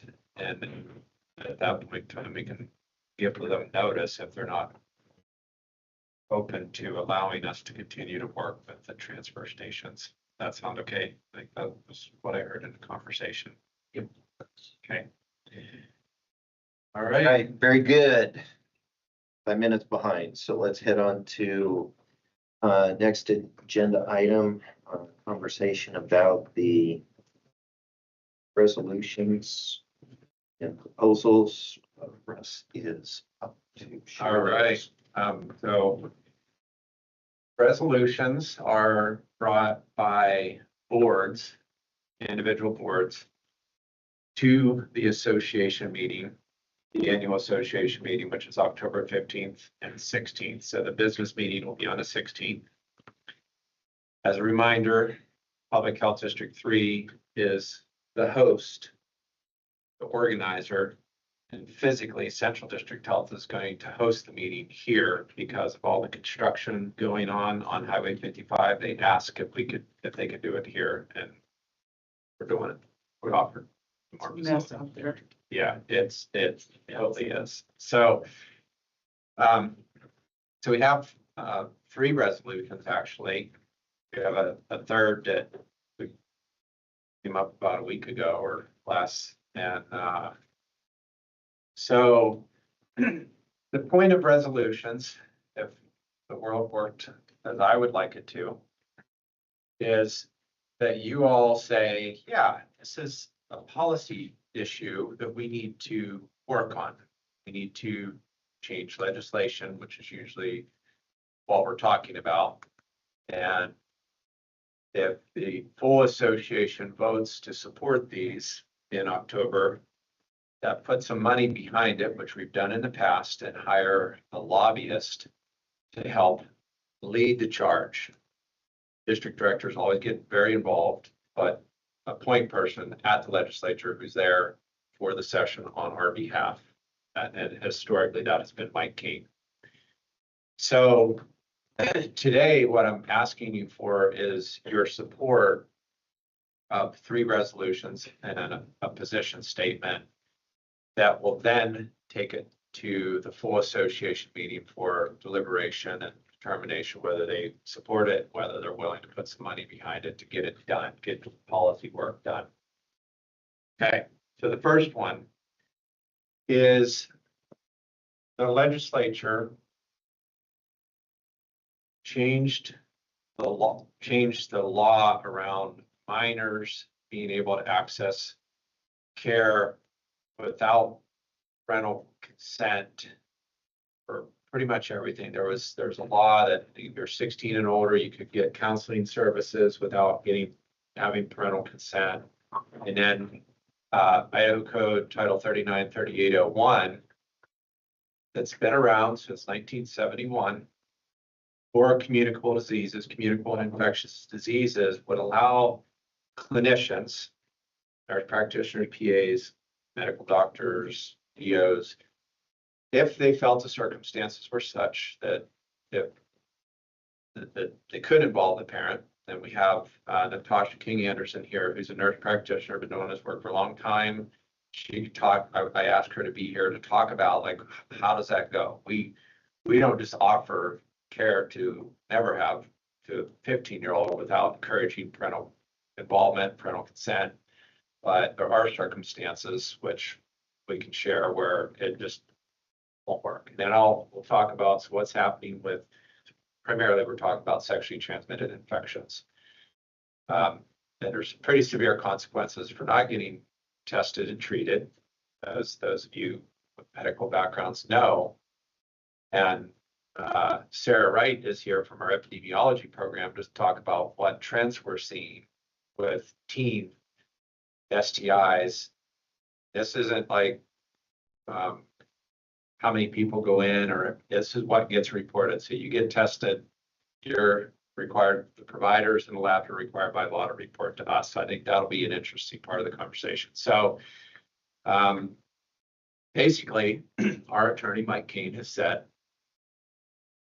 393801 still is the law.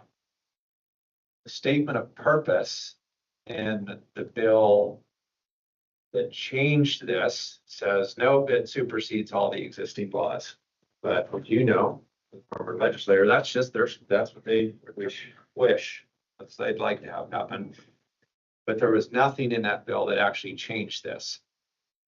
However, our clinicians, like Natasha and Savannah, aren't comfortable doing something that was explicitly called out in a statement of purpose, even though Mike Keane's saying, well, you can still do it. So we reached out to the Board of Nursing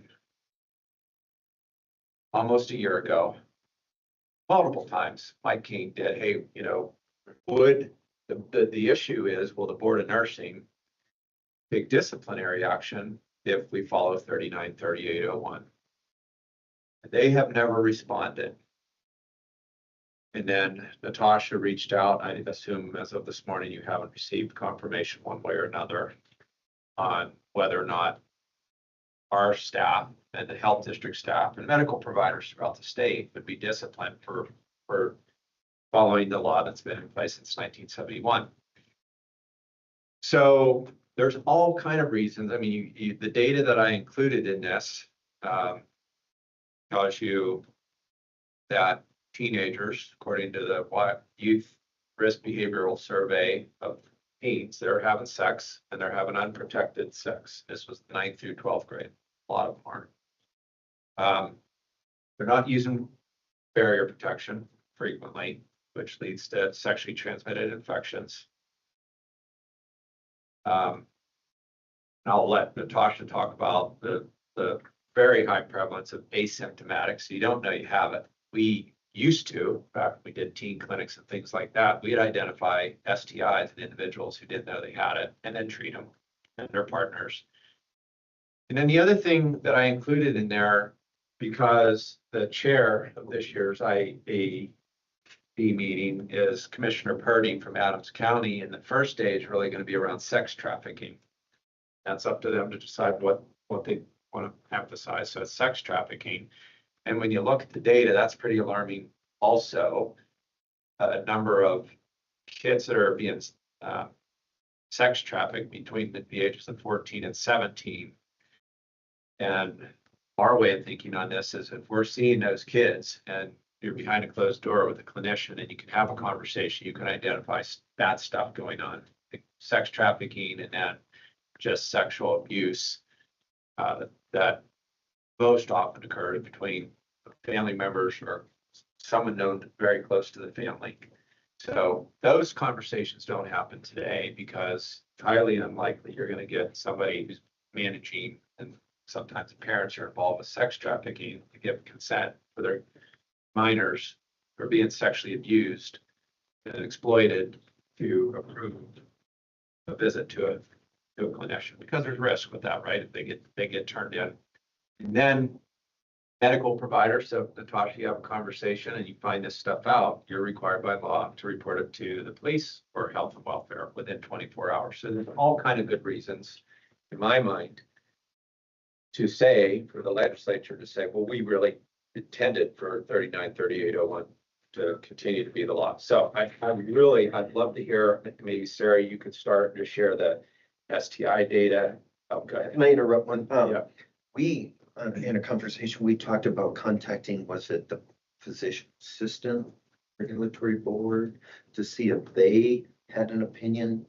Were you able to? So we don't have a physician. We don't have physician assistants. So we did talk to the Board of Medicine, but I think we talked about it in light of the possibility of hiring one at some point. But so we don't have that feedback then. We don't have that feedback at Board of Nursing, which directly impacts our team today. At close to a year now of, hey, what's this story? They haven't responded. So our immediate need, and I will reach out to Board of Medicine and see if we get any different, get a response. That'll be good. I also reached out to the governor's office, and since the occupational licensing division is under the governor, and ask if, hey, is there somebody at the Board of Nursing that might be able to respond to our question? And I didn't hear back from them yet either. So, because that, and kind of make it a moot point if they said, no, you're fine, and we got some formal legal opinion from the Board of Nursing and Board of Medicine. But That could still happen between now and October. Okay, keep working. Mr. Chair. So I looked at data from July through June, for a year from 2014 through this last year period statewide.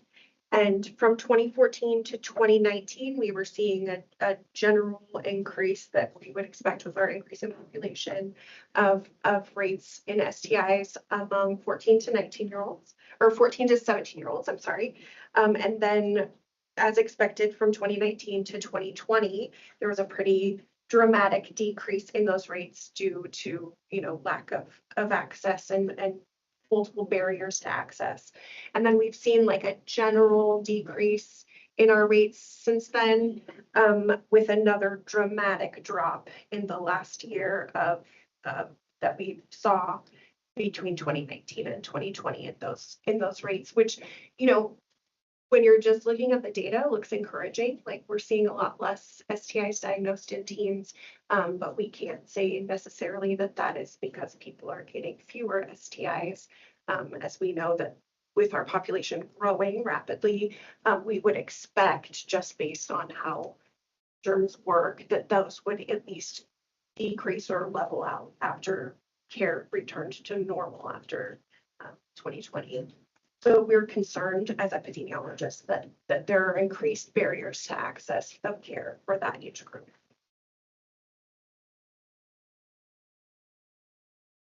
That's the epi side, epidemiology, and what we're seeing in disease trends. And then Natasha can speak to the actual clinical experience and her work here with Central District Health. Okay. Yeah, it's very important to have teens be able to have a safe place to come for testing, discuss their sexual health with accurate information. As Sarah said, we probably are not going to see the repercussions of this for another 4 or 5 years, when the actual data is going to be able to come out of who currently is being tested, how many positives really are there. Teens are still having sex. We know that. It's not going to change. Our practice, we definitely have seen a decrease in teens.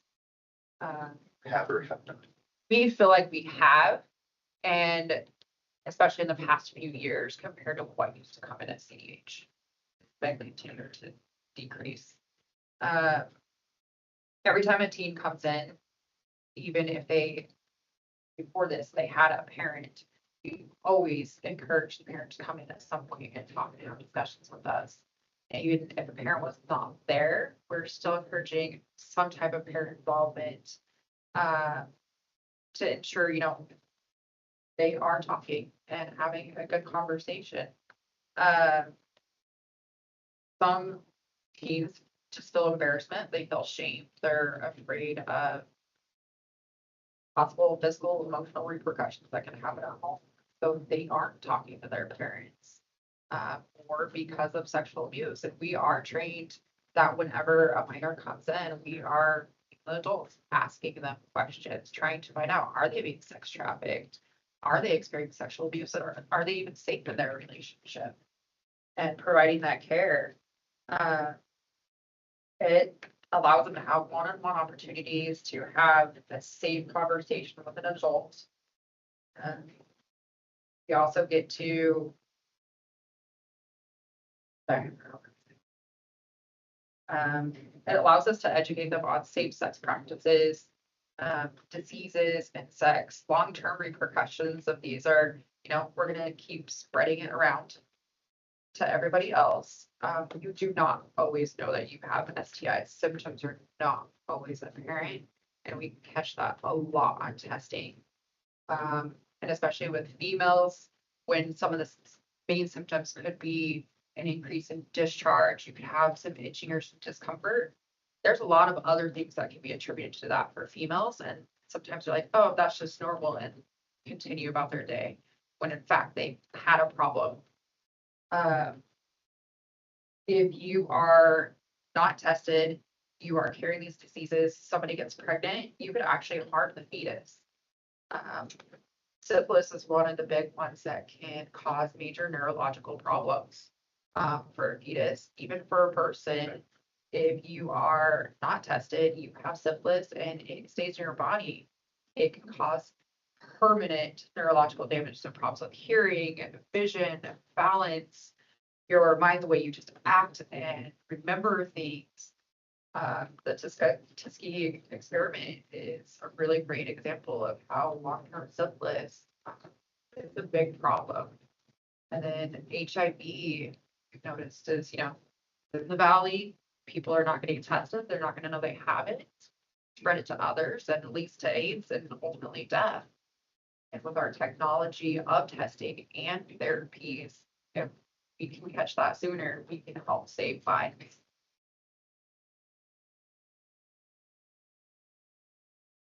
Question. I may be a little naive on this situation, and we're going to be doing more of it at the association meeting, but if somebody is being trafficked, how do they have the freedom, or how often can they even access any kind of healthcare, or how would they get here if they're in that environment? A lot of times, if they do come in for being trafficked and they are being trafficked, it has nothing to do with sexual health. It's like they're sick for something else, or maybe they do have a weird discharge or something. And a lot of times, if they are being sex trafficked, the person that's with them is not going to leave them alone. So we have to find ways to leave them, get them separated to be able to ask a few of those questions. I guess that's kind of where I'm Yeah. going with this, is how do you, some sort of chaperone or whatever you want to try and call it, is with them for the health concern. How do you even get your foot in the door in that conversation?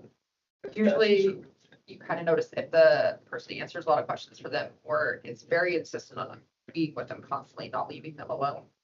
That's a big red flag right there. And a lot of times like, oh, well, we need to take you to the bathroom. We need to collect samples or something like that. And either us or another staff member can then intervene with that person right at the bathroom and keep them separated to ask more of those questions and get a better sense for their safety.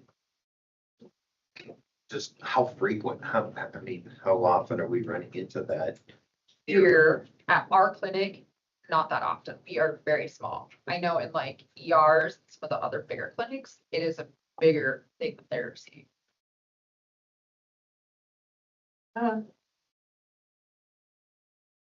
Reality, and then an old nurse that's worked ER a lot.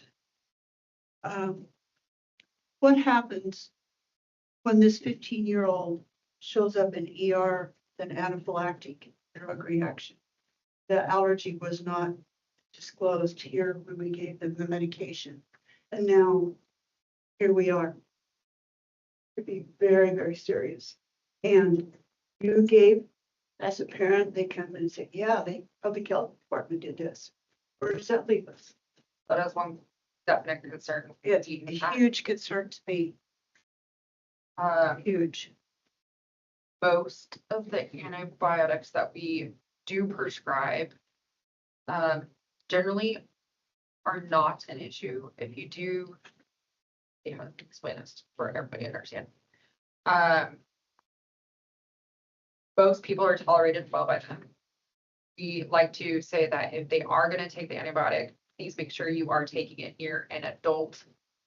Double checking, if possible, with their actual pharmacy, who may have that listed on file but not have parental involvement, to see if there are any other allergies or what other maybe local hospital facility they've been at for whatever other reason, to try and double check to make sure that we know their actual allergies. And if it's an injection in office, making sure we are monitoring them. But then again, definitely trying to make sure we are involving parents as much as possible. Yeah, I think this just leaves a huge gray area for us, liability wise. Also.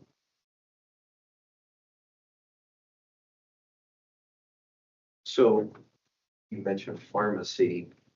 So if a minor child is prescribed penicillin, are we supplying outside of the injectable, are we supplying a prescription to a pharmacy? And Sometimes yes, and sometimes no. We do have some antibiotics that we can give here. But we can always call like, hey, have you ever been to a pharmacy? Which one do your parents go to? Call some of those. We do use IHDE, the Home Data Exchange, to try and look for other records as possible. See, maybe they went to the PCP's office, so they have some of this information. but if there's a concern about privacy or, some malfeasance at home, and then, a bill from a pharmacy is going to trigger notification of that possible malfeasant errand. Anyway, correct? Correct. So we offer all the teens here, do they want to pick up the medication from us? And we'll be more than happy. And some are like, oh, no, you can send it to my pharmacy. And we do have that conversation that, in that case, your parents may find out that you were prescribed this medication. Which district brought this forward, Russ? We did. Russ, I have a question. To Betty Ann's point, with Idaho Code 393801, how much liability would this open us up to? Still unclear to me what the actual rules are. So we've, up until last July, Central District Health did this work. So it was a change a little over a year ago. And in my 20 years, it never came up as an issue. We provided confidential care to minors for contraceptives and STI testing and treatment. We were required to do that for federal money. We were getting Title 10 funds, which are no longer coming to the state of Idaho because of Senate Bill 1329. So, I mean, we would have the authority to do this work per Idaho code. I don't think, there would not be liability from you provided confidential care to my child, but if they had a reaction, and I mean, we have risk management insurance to cover that if there were that circumstance that would come up.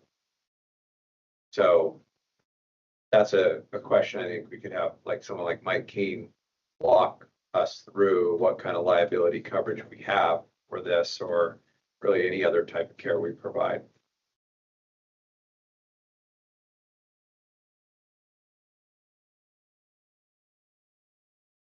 And according to Mike, this is still the law.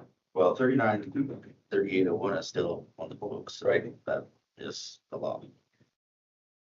And the issue is everyone I know that's practiced medicine, including our two clinicians, are not comfortable following 3801 because that question of Parents' Rights Act and a statement of purpose says it supersedes all existing laws relevant to like healthcare. It's so broad of a statement. But what I'm asking for is let's just clarify that this is still the law. However, the legislature might do that. We're on pause right now because of the uncertainty, lack of clarity, and lack of responsiveness from the Idaho Board of Nursing. Well, I like this one because it does say clarify, and I don't understand, so clarifying for me would be super.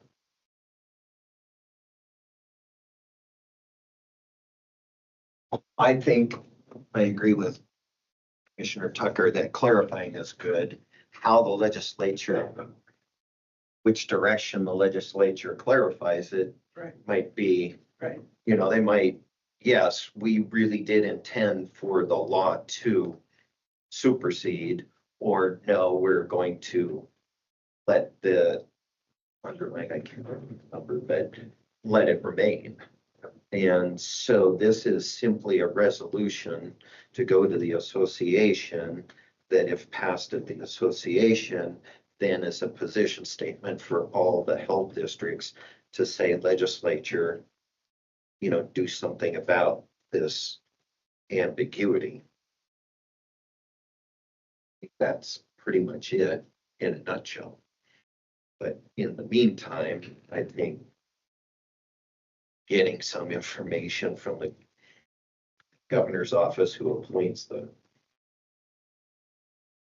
occupational licensing directors and things like that, that would be a lot faster than waiting until January, February, March for this to be formalized legislatively. But If it was. If It was.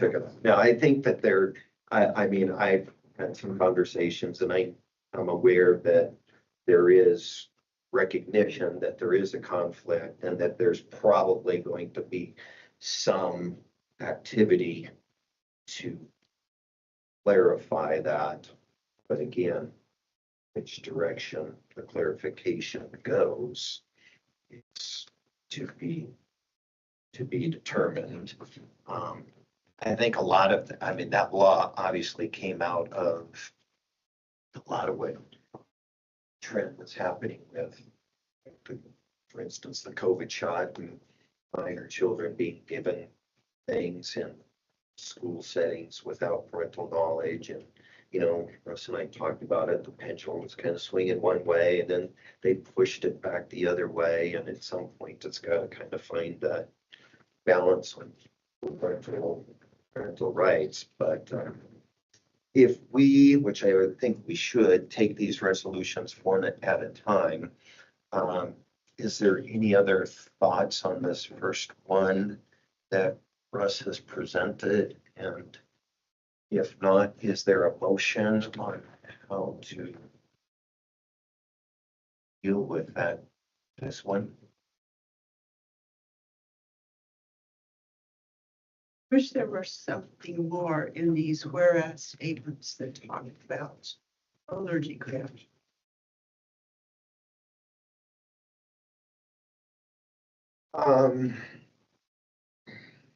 There's nothing that prevents us from amending this resolution. There's nothing that prevents the association from, if we were to pass this now, we could formulate an amendment that could be presented at the association meeting. If we wanted to, if you had some language. We have a time frame there on these presentation of resolutions, as I recall. We do. Yeah, and the bylaws, the association bylaws, and it has to be approved by like 2/3 of the association to bring it forward. But I think if you have some language for the whereas statement for the allergic reactions, I'd be glad to just add that. I shared this as a draft with the other districts and said, just a draft, our board has not reviewed it. So I want to work on that early next week. I can add whereas statement and I'll ship it off to the other health districts just for them to have and share with their board members. Yeah. How would staff feel about that? We can include a whereas it addresses allergic reactions to this. I think that would be a good idea. In any healthcare procedure, that's always an issue. Right. A surgical procedure can lead to an infection. And if you're, then of course the cat's out of the bag. If then the parent's on the hook for an emergency room visit as a result of an infection, and then the cost and is that parent in a position to manage that? So you'd be comfortable working a clause to put in this amendment, this resolution as an amendment. Great. So you understand what Betty Ann's looking for. Okay, so we'll add that. Okay. I'll send it back out to you all. Okay. If you approve it, then we can do the amendment. And then I'll just send it up to you all for like an FYI, just so you have it. And for time's sake, just to get it shipped out to the other health districts. And like you said, you can, the association can amend it like real time while you're at the meeting, and they've done that in the past. especially if you've got really tight language prepared. And you can just say, I move to amend it and add this whereas. With concise thought out language, it can go very quick. We'll get this one done for that, and then really other changes need to be made. Appreciate your effort. Yes. 100% because the plans for you. So we're doing. All right. Yeah. Then, let's see, how do we, so if we had a motion to approve this as a draft, a second voted on it, then it leaves us the flexibility to add whereas and then resend it, correct? Or you could offer to say, we approve this with the addition of a whereas statement to whatever you want included. And that way we don't have to vote on it again. Really, now today's the day you're gonna say, we want to move this forward. You can say, we want to move this forward with this whereas statement added. And then I'll make that change. I'll send it out to all of you, give you a couple days. And if I don't hear from you by end of next week, I'll send it off to the other health districts. So they have close to 2 months to review it. Okay. Are you willing to make a motion? I move that we accept this resolution with the amendments as discussed. I can give him a little bit of language Okay. in the motion about, Addressing the allergic consequences and outcomes to medication administration. did you second? Second. Yeah. All right, we have a motion to approve this resolution as quasi amended. Is there any formal discussion? Seeing none, all in favor, say aye. Aye. Aye. Any opposed? All right, very good. Done with that one. Yep, thank you. So the next one we have talked about with public swimming pools. The current, soon to be former director of Department of Health and Welfare made a determination that the director of Health and Welfare should no longer have regulatory oversight for public swimming pools in Idaho. That was another program that was delegated to the health districts to do the inspections for public pools. The changes that had occurred was back in the year 2000. The legislature essentially deregulated most pools in the state of Idaho. Those would have included motels, hotels, apartment complexes, gyms. So since then, we've had like 36 to 38 pools in our health district, leaving all the other facilities unregulated. Part of that discussion was, hey, if the health districts want to do it, you go ahead, but the health and welfare doesn't want that regulatory authority anymore. The challenges that can create is, do you have consistent rules statewide then, or does District 3 do something in District 4? What I just share real quick, it's the fourth whereas statement, is that between the period of 2015 and 2019, there were, this is all voluntarily reported. My guess is it's way underreported. 208 outbreaks associated with treated recreational water. So we're not talking about swimming in canals, ponds, and things that people do. 96% of those were associated with public. That's not your backyard pool. That's not what we're talking about regulating. Hot tubs and water playgrounds, which are splash parks that a lot of our cities have built in the last 10, 15, 20 years. 3,646 cases of illness, 286 hospitalizations, and 13 people died. And again, that was only the reported ones in that window of time. Among the 208 reported outbreaks, which is the next whereas statement, 34% associated with a hotel, motel, lodger, and or resort. We see and have seen through complaints, gyms we get a lot of complaints from gyms. So therefore be a resolve statement, and this is up to, up to the association to discuss and then decide you know, what the legislature would be willing to accept is we want to reinstate what was already there, the true public swimming pools, and include hotels, motels, fitness centers, water playgrounds. And then we've never regulated the hot tubs, which we had that Legionnaires outbreak a couple years ago here in our district that put one guy in the hospital, I think, for like 8 days. So I think hot tubs definitely are high risk, and we're not looking back on in somebody's yard. It's only at these types of facilities that we would include that. So that's kind of the high level. You all know we quit inspecting as of July 1, because there's no authority to do that. And there'll be a gap in time. We'd like to, you know, if this makes its way through the association, and we'll work with hotels and motel operators and others to see if they'd be agreeable. And the last part of this, by the time we get to the association meeting, health and welfare rules were definitely outdated. And we will have to create our own, and Curtis and his team are working on what we're calling common sense rules, like things that actually are causing people to get sick and hurt. And those will be ready to go if the association decides to move this forward. Questions? My question is about reinventing the wheel locally. Is there some kind of national industry standard, you know, U.S. Pool Association that has a set of concise rules, or does even something like that exist?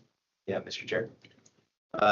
The Model Aquatic Health Code is kind of the industry standard of safe pool operations, construction and maintenance, and everything that you would need to be able to own and operate a pool in a safe manner.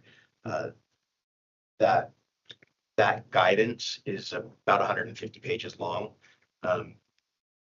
We recognize that that's probably overly intrusive of what's needed to safely operate a pool, considering that the level of regulations that DHW had and were in place significantly smaller than that.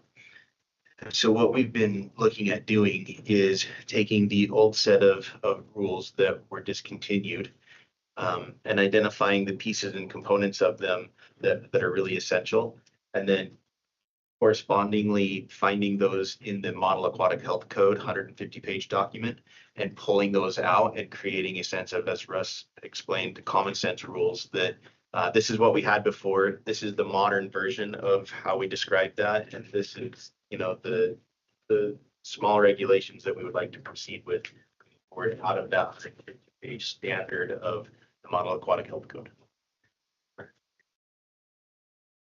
Any other questions? What was the intent of the legislature to eliminate these? Mr. Chair.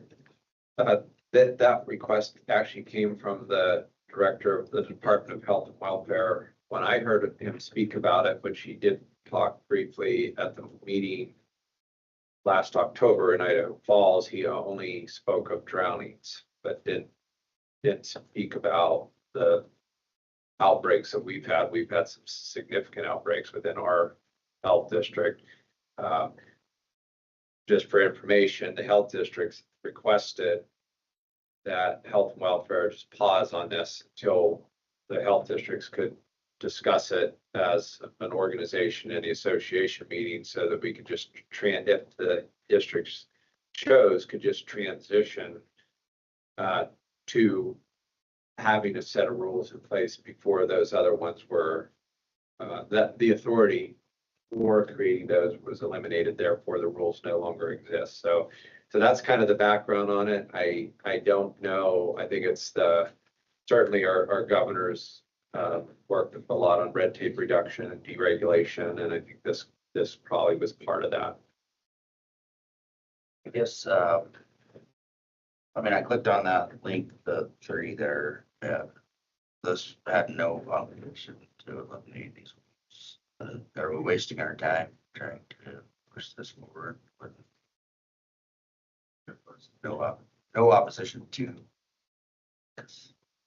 Mr. Chair, that language was, I think it may have been like 18-page bill, and it was 2 lines that was struck out. Yeah. And none of our pool operators knew it was happening. Yeah, Mr. Chair, that's absolutely correct. When it passed, we sent communication and worked directly with all of the pool operators that we were in touch with. None of them were even aware that it was language within the bill. As Director Dunes pointed out, it's a 2 sentences out of an 18-page document. Most of the legislators weren't even aware that when they voted on it, that they were eliminating an entire regulatory authority over recreational water.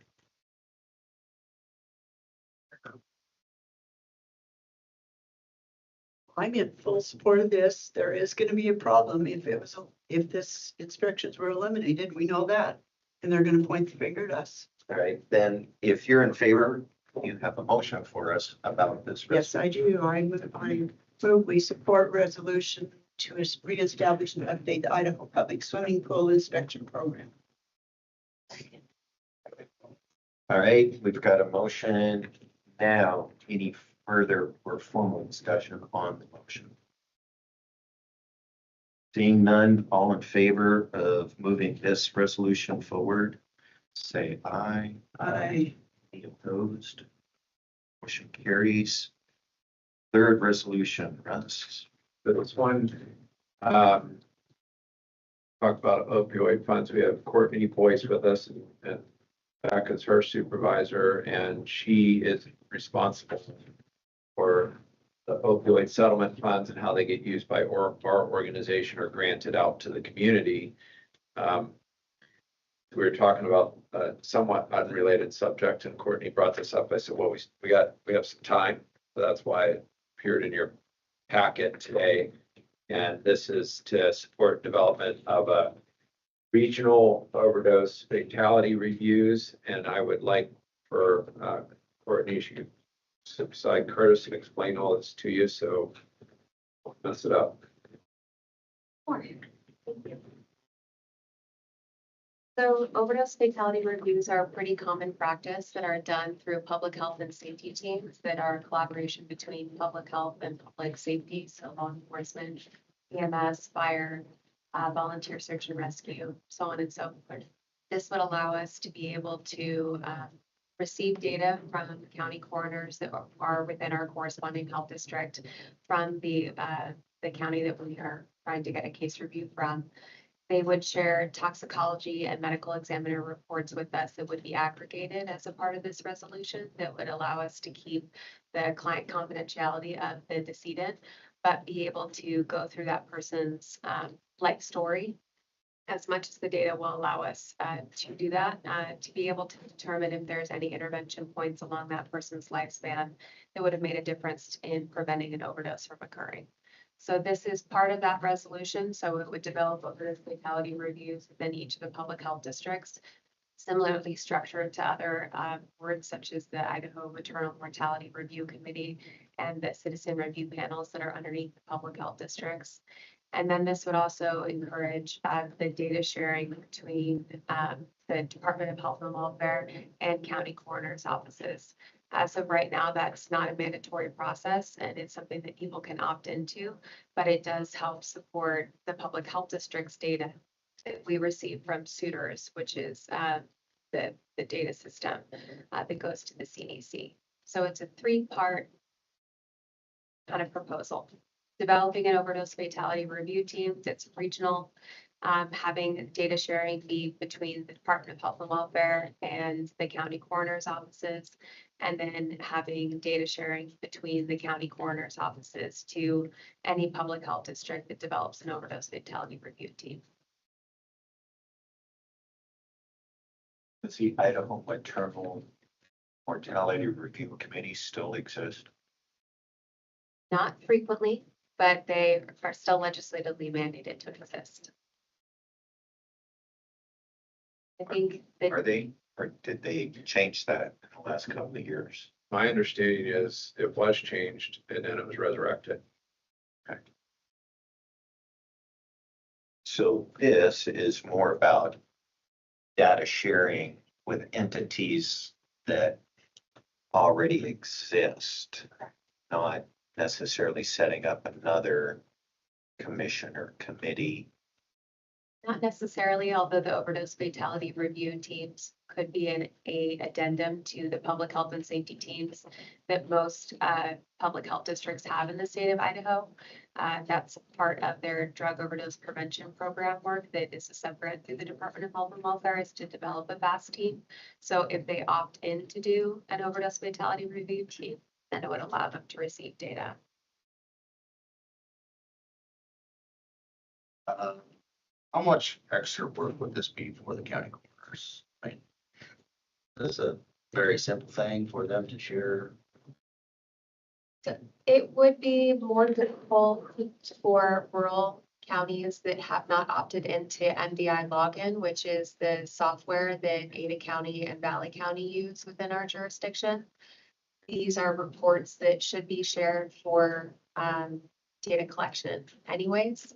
And it formalizes that process between the county coroner's offices to the Department of Health and Welfare. And it would be something that could be done on a quarterly basis or as frequently as this board decides or as the resolution states in the future. So what we're looking for our 4-county region, I'm looking for data from Ada County twice a year. That would be aggregated, that would be provided to us because we do case reviews or would be doing case reviews on a quarterly basis. For counties that have multiple counties that would be more than that, like 7, that would be something that they would have to determine the frequency with that coroner, but that coroner could share that with them as they have closed cases and as they're no longer doing any active investigation. And that could be during a timeline of the public health district's choosing. So I would be looking for cases anytime after 2020. So it wouldn't be adding too much extra time to the coroner's offices. So it's already closed and no longer doing any current investigations.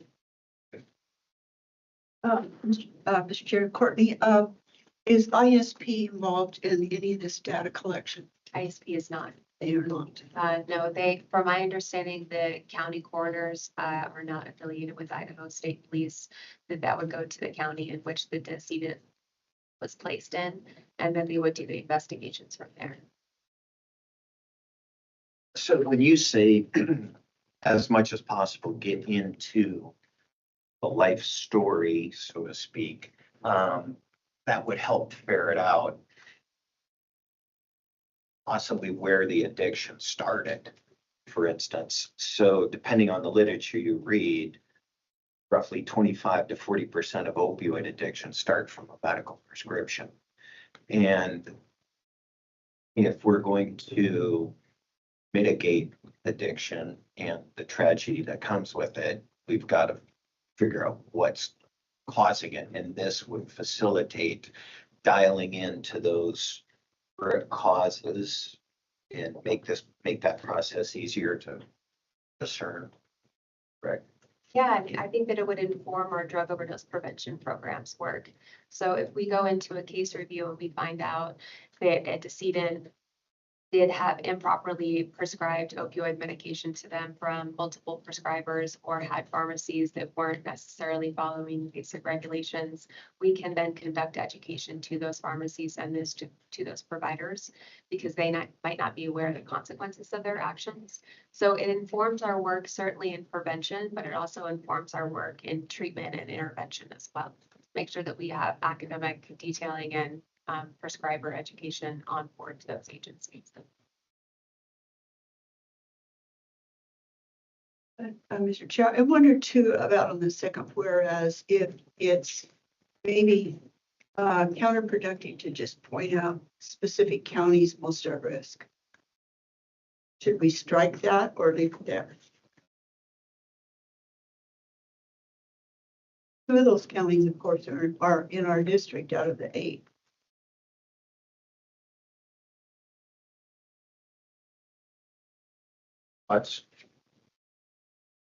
And once again, if you were making a motion and you wanted to alter what you see, that is, as a board member, your prerogative, and then you could speak to your motion.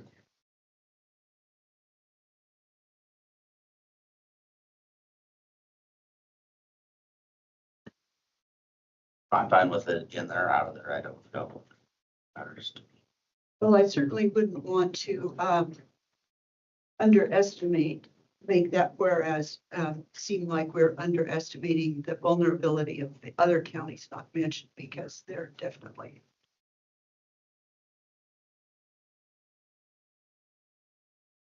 So once again, if we have a motion on how to handle this, if you are interested in making an amendment to this, but you like the concepts, a motion would be in order to do that. I know that a lot of this drug trafficking, they're looking at the major highways coming into Idaho as the entry points. And those counties, might particularly be vulnerable. So I personally would prefer that second whereas is taken out of there, because every county is vulnerable. If you'd like to make a motion to that effect, we could. Okay, I will. I will move that on the resolution supporting the development of regional overdose fatality reviews and enhanced data reporting in Idaho, that we strike the second whereas in this resolution. I will second. Okay, we have a motion to approve this resolution as amended via striking the second whereas, correct? Any discussion on that motion? Seeing none, all in favor of adopting this resolution as amended, say aye. Aye. Any opposed? Resolution passes, motion passes. Russ. One more. So the next one is a position statement. And position statements actually came about, as those of you who attended last year's meeting recall, it wasn't a policy like we want to change legislation or create overdose review committees through the legislature. I actually wrote this because I'm aware that there's been discussions. I thought there was a bill at one time fairly recently where the legislature would like to change Idaho Code 39411, which is the establishments of the boards of health, to require that all board members be county elected individuals. So for our board, the 4 of you are not. And if that were to pass, then our, 4 of you would have this. I guess Dr. Cole would not, because there'd still be the physician member requirement. Yeah, so I thought it would be good just to have this on record for the association, and also to be able to share this with the Idaho Association of Counties and say, hey, this is our preference. Should this come up again? Talking to Dr. Furch about this, there's no doubt it's kind of an artifact of COVID, and there was a lot of discussion, and these boards are making decisions for us, and they're not elected officials, so there's not really a direct consequence, even though you all, not commissioners, are appointed by the boards of commissioners who have the authority to review at any time for any reason. So, yeah, so that's why I wrote it. If you want to move forward with it, great. If not, that's okay too. I personally thought it'd be helpful to have it on record that the association does not want that to be changed, that the commissioners are comfortable with as it's set up today. The last thing I'll say is If it were Ada County and if it were the commissioners, I don't think they're gonna really want all three of them to sit on the Board of Health, but I mean, they might. Quite certain that's not the case. I can guarantee you in Elmore County, it's not the case. All right. So we have this position statement before us. Is there a motion? But, you know, the opposition to this. And Commissioner Tucker, then move to Yeah, I will Adopt it. to accept this Board of Health membership position statement. second. Second. I'll wrestle over the second. All right, we have this before us. Any discussion on it? I would just say that I went and testified in health and welfare against the piece of legislation that was before them this last session. There was some confusion. I think Russ is absolutely right on the impetus that this was a backlash from COVID stuff. But what most of the legislators and even the proponents of the legislation didn't realize is that in 21, we passed, what's that bill was in? Can't remember. It was a Senate bill in the 21 session that forces any health district board mandate to be approved by the county commissioners in their county within 7 days.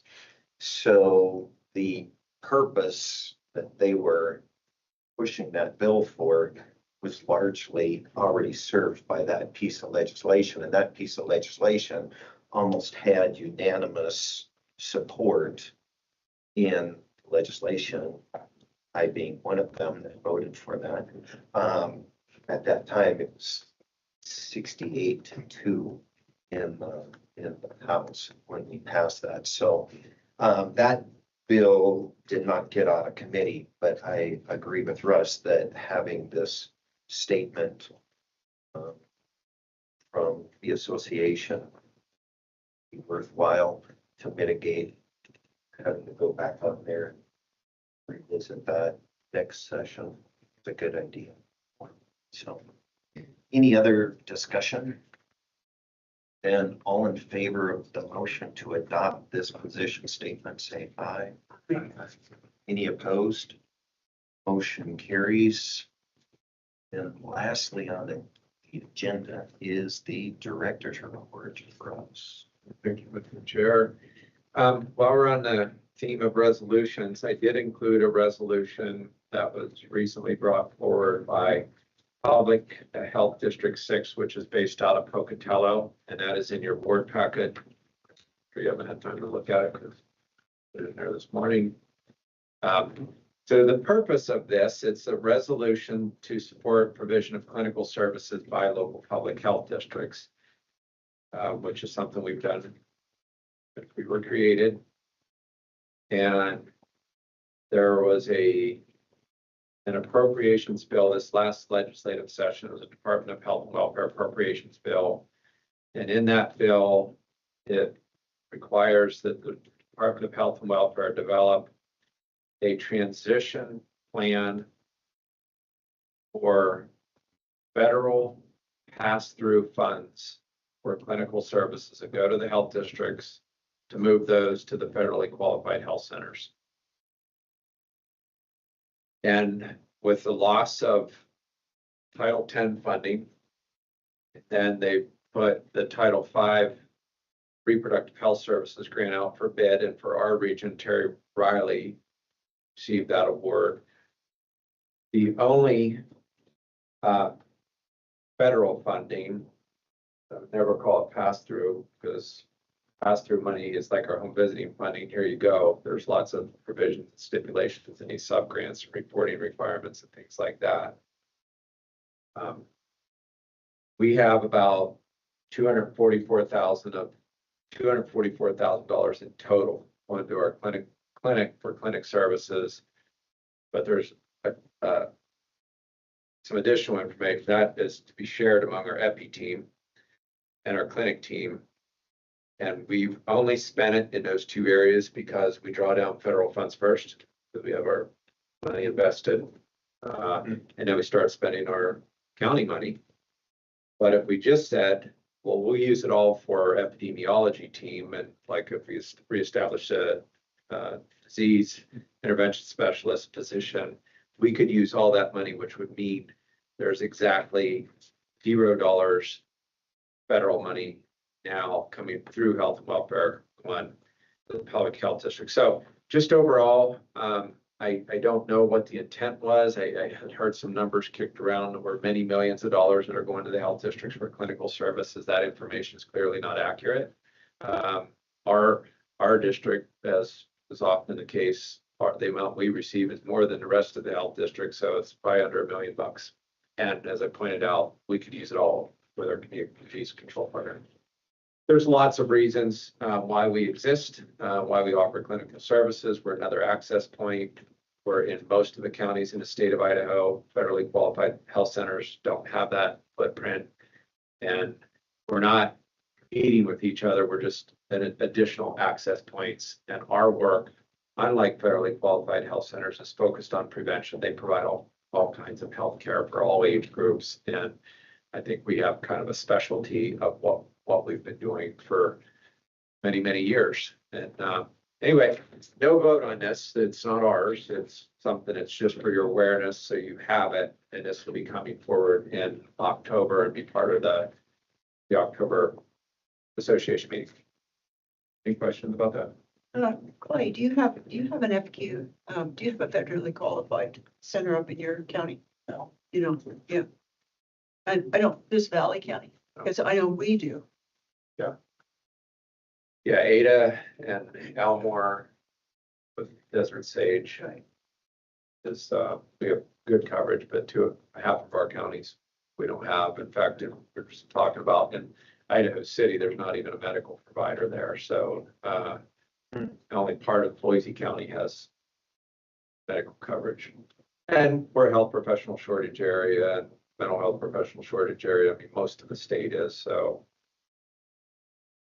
I don't know that it's a good idea to take away a little bit of money to give to federally funded organizations who have favorable Medicaid billing advantage to get cost-based reimbursement compared to the rest of us. Right. I don't know who came up with the idea, but anyway. So there you have to develop a report. And we don't know what the legislature will do, but it's the possibility is next year's appropriation language could say for the clinical services, federal pass-through money, health and welfare is directed to provide that to federally qualified health centers. That's probably the only other outcome I can imagine, other than when they see the data and they see the dollar amount and they see that at least our federally qualified health centers, because we've talked to them, which includes Terry Riley, they're headquartered out of District 3. They're not interested in taking the money. So,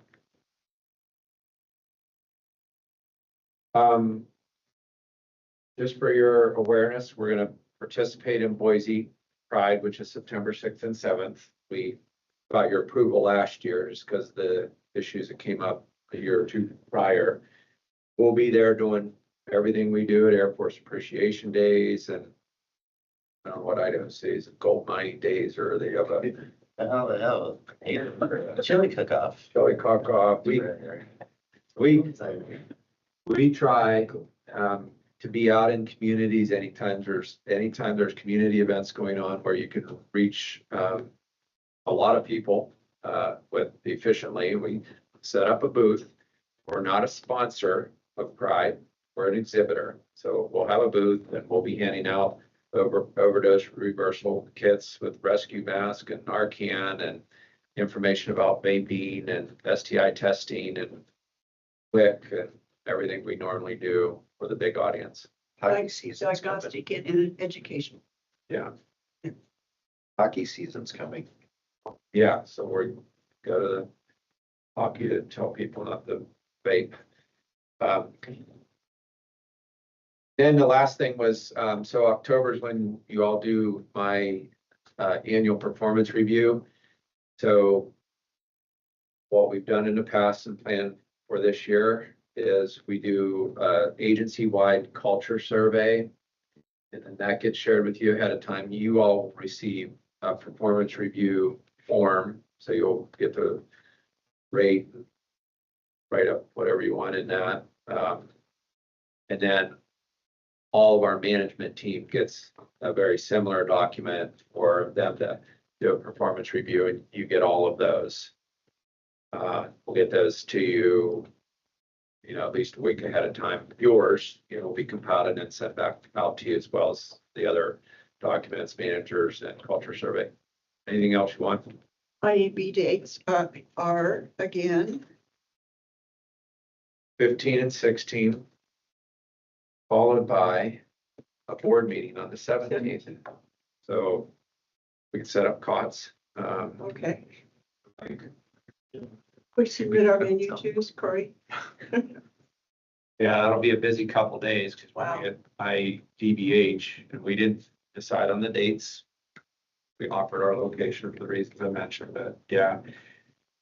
And I guess if you wanted to change that, that'd be fine. For the 17th, but on the books.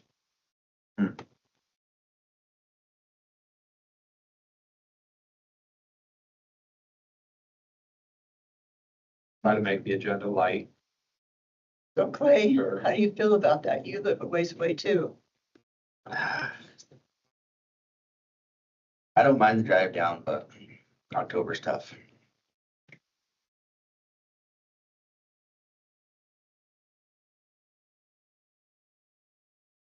Okay, so that'll be the plan, and that's all I have for you. Really, as always, appreciate your level of involvement, interest, and support. And next up will be the association meeting, and my ask is, in so much as you can, if the resolutions get passed, to try to do something like want to actually do something. Don't Right. Go archive them all. archive them. Let's work on this, and if we want to narrow it down to one or two, I don't know if other districts will bring others forward, but I do think that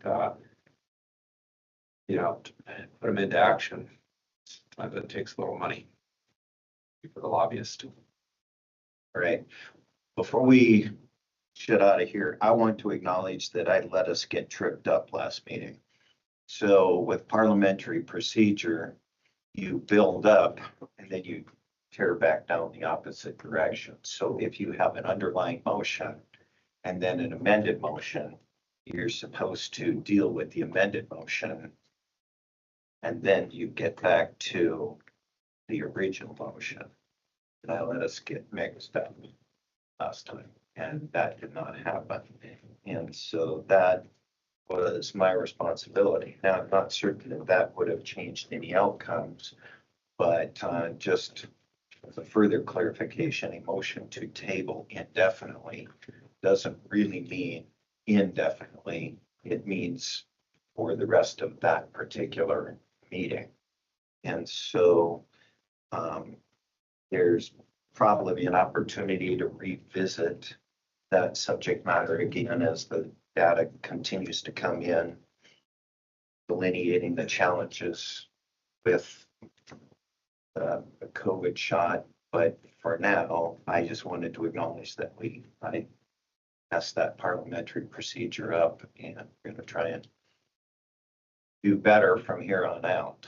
So with that being said, we're adjourned. Austin.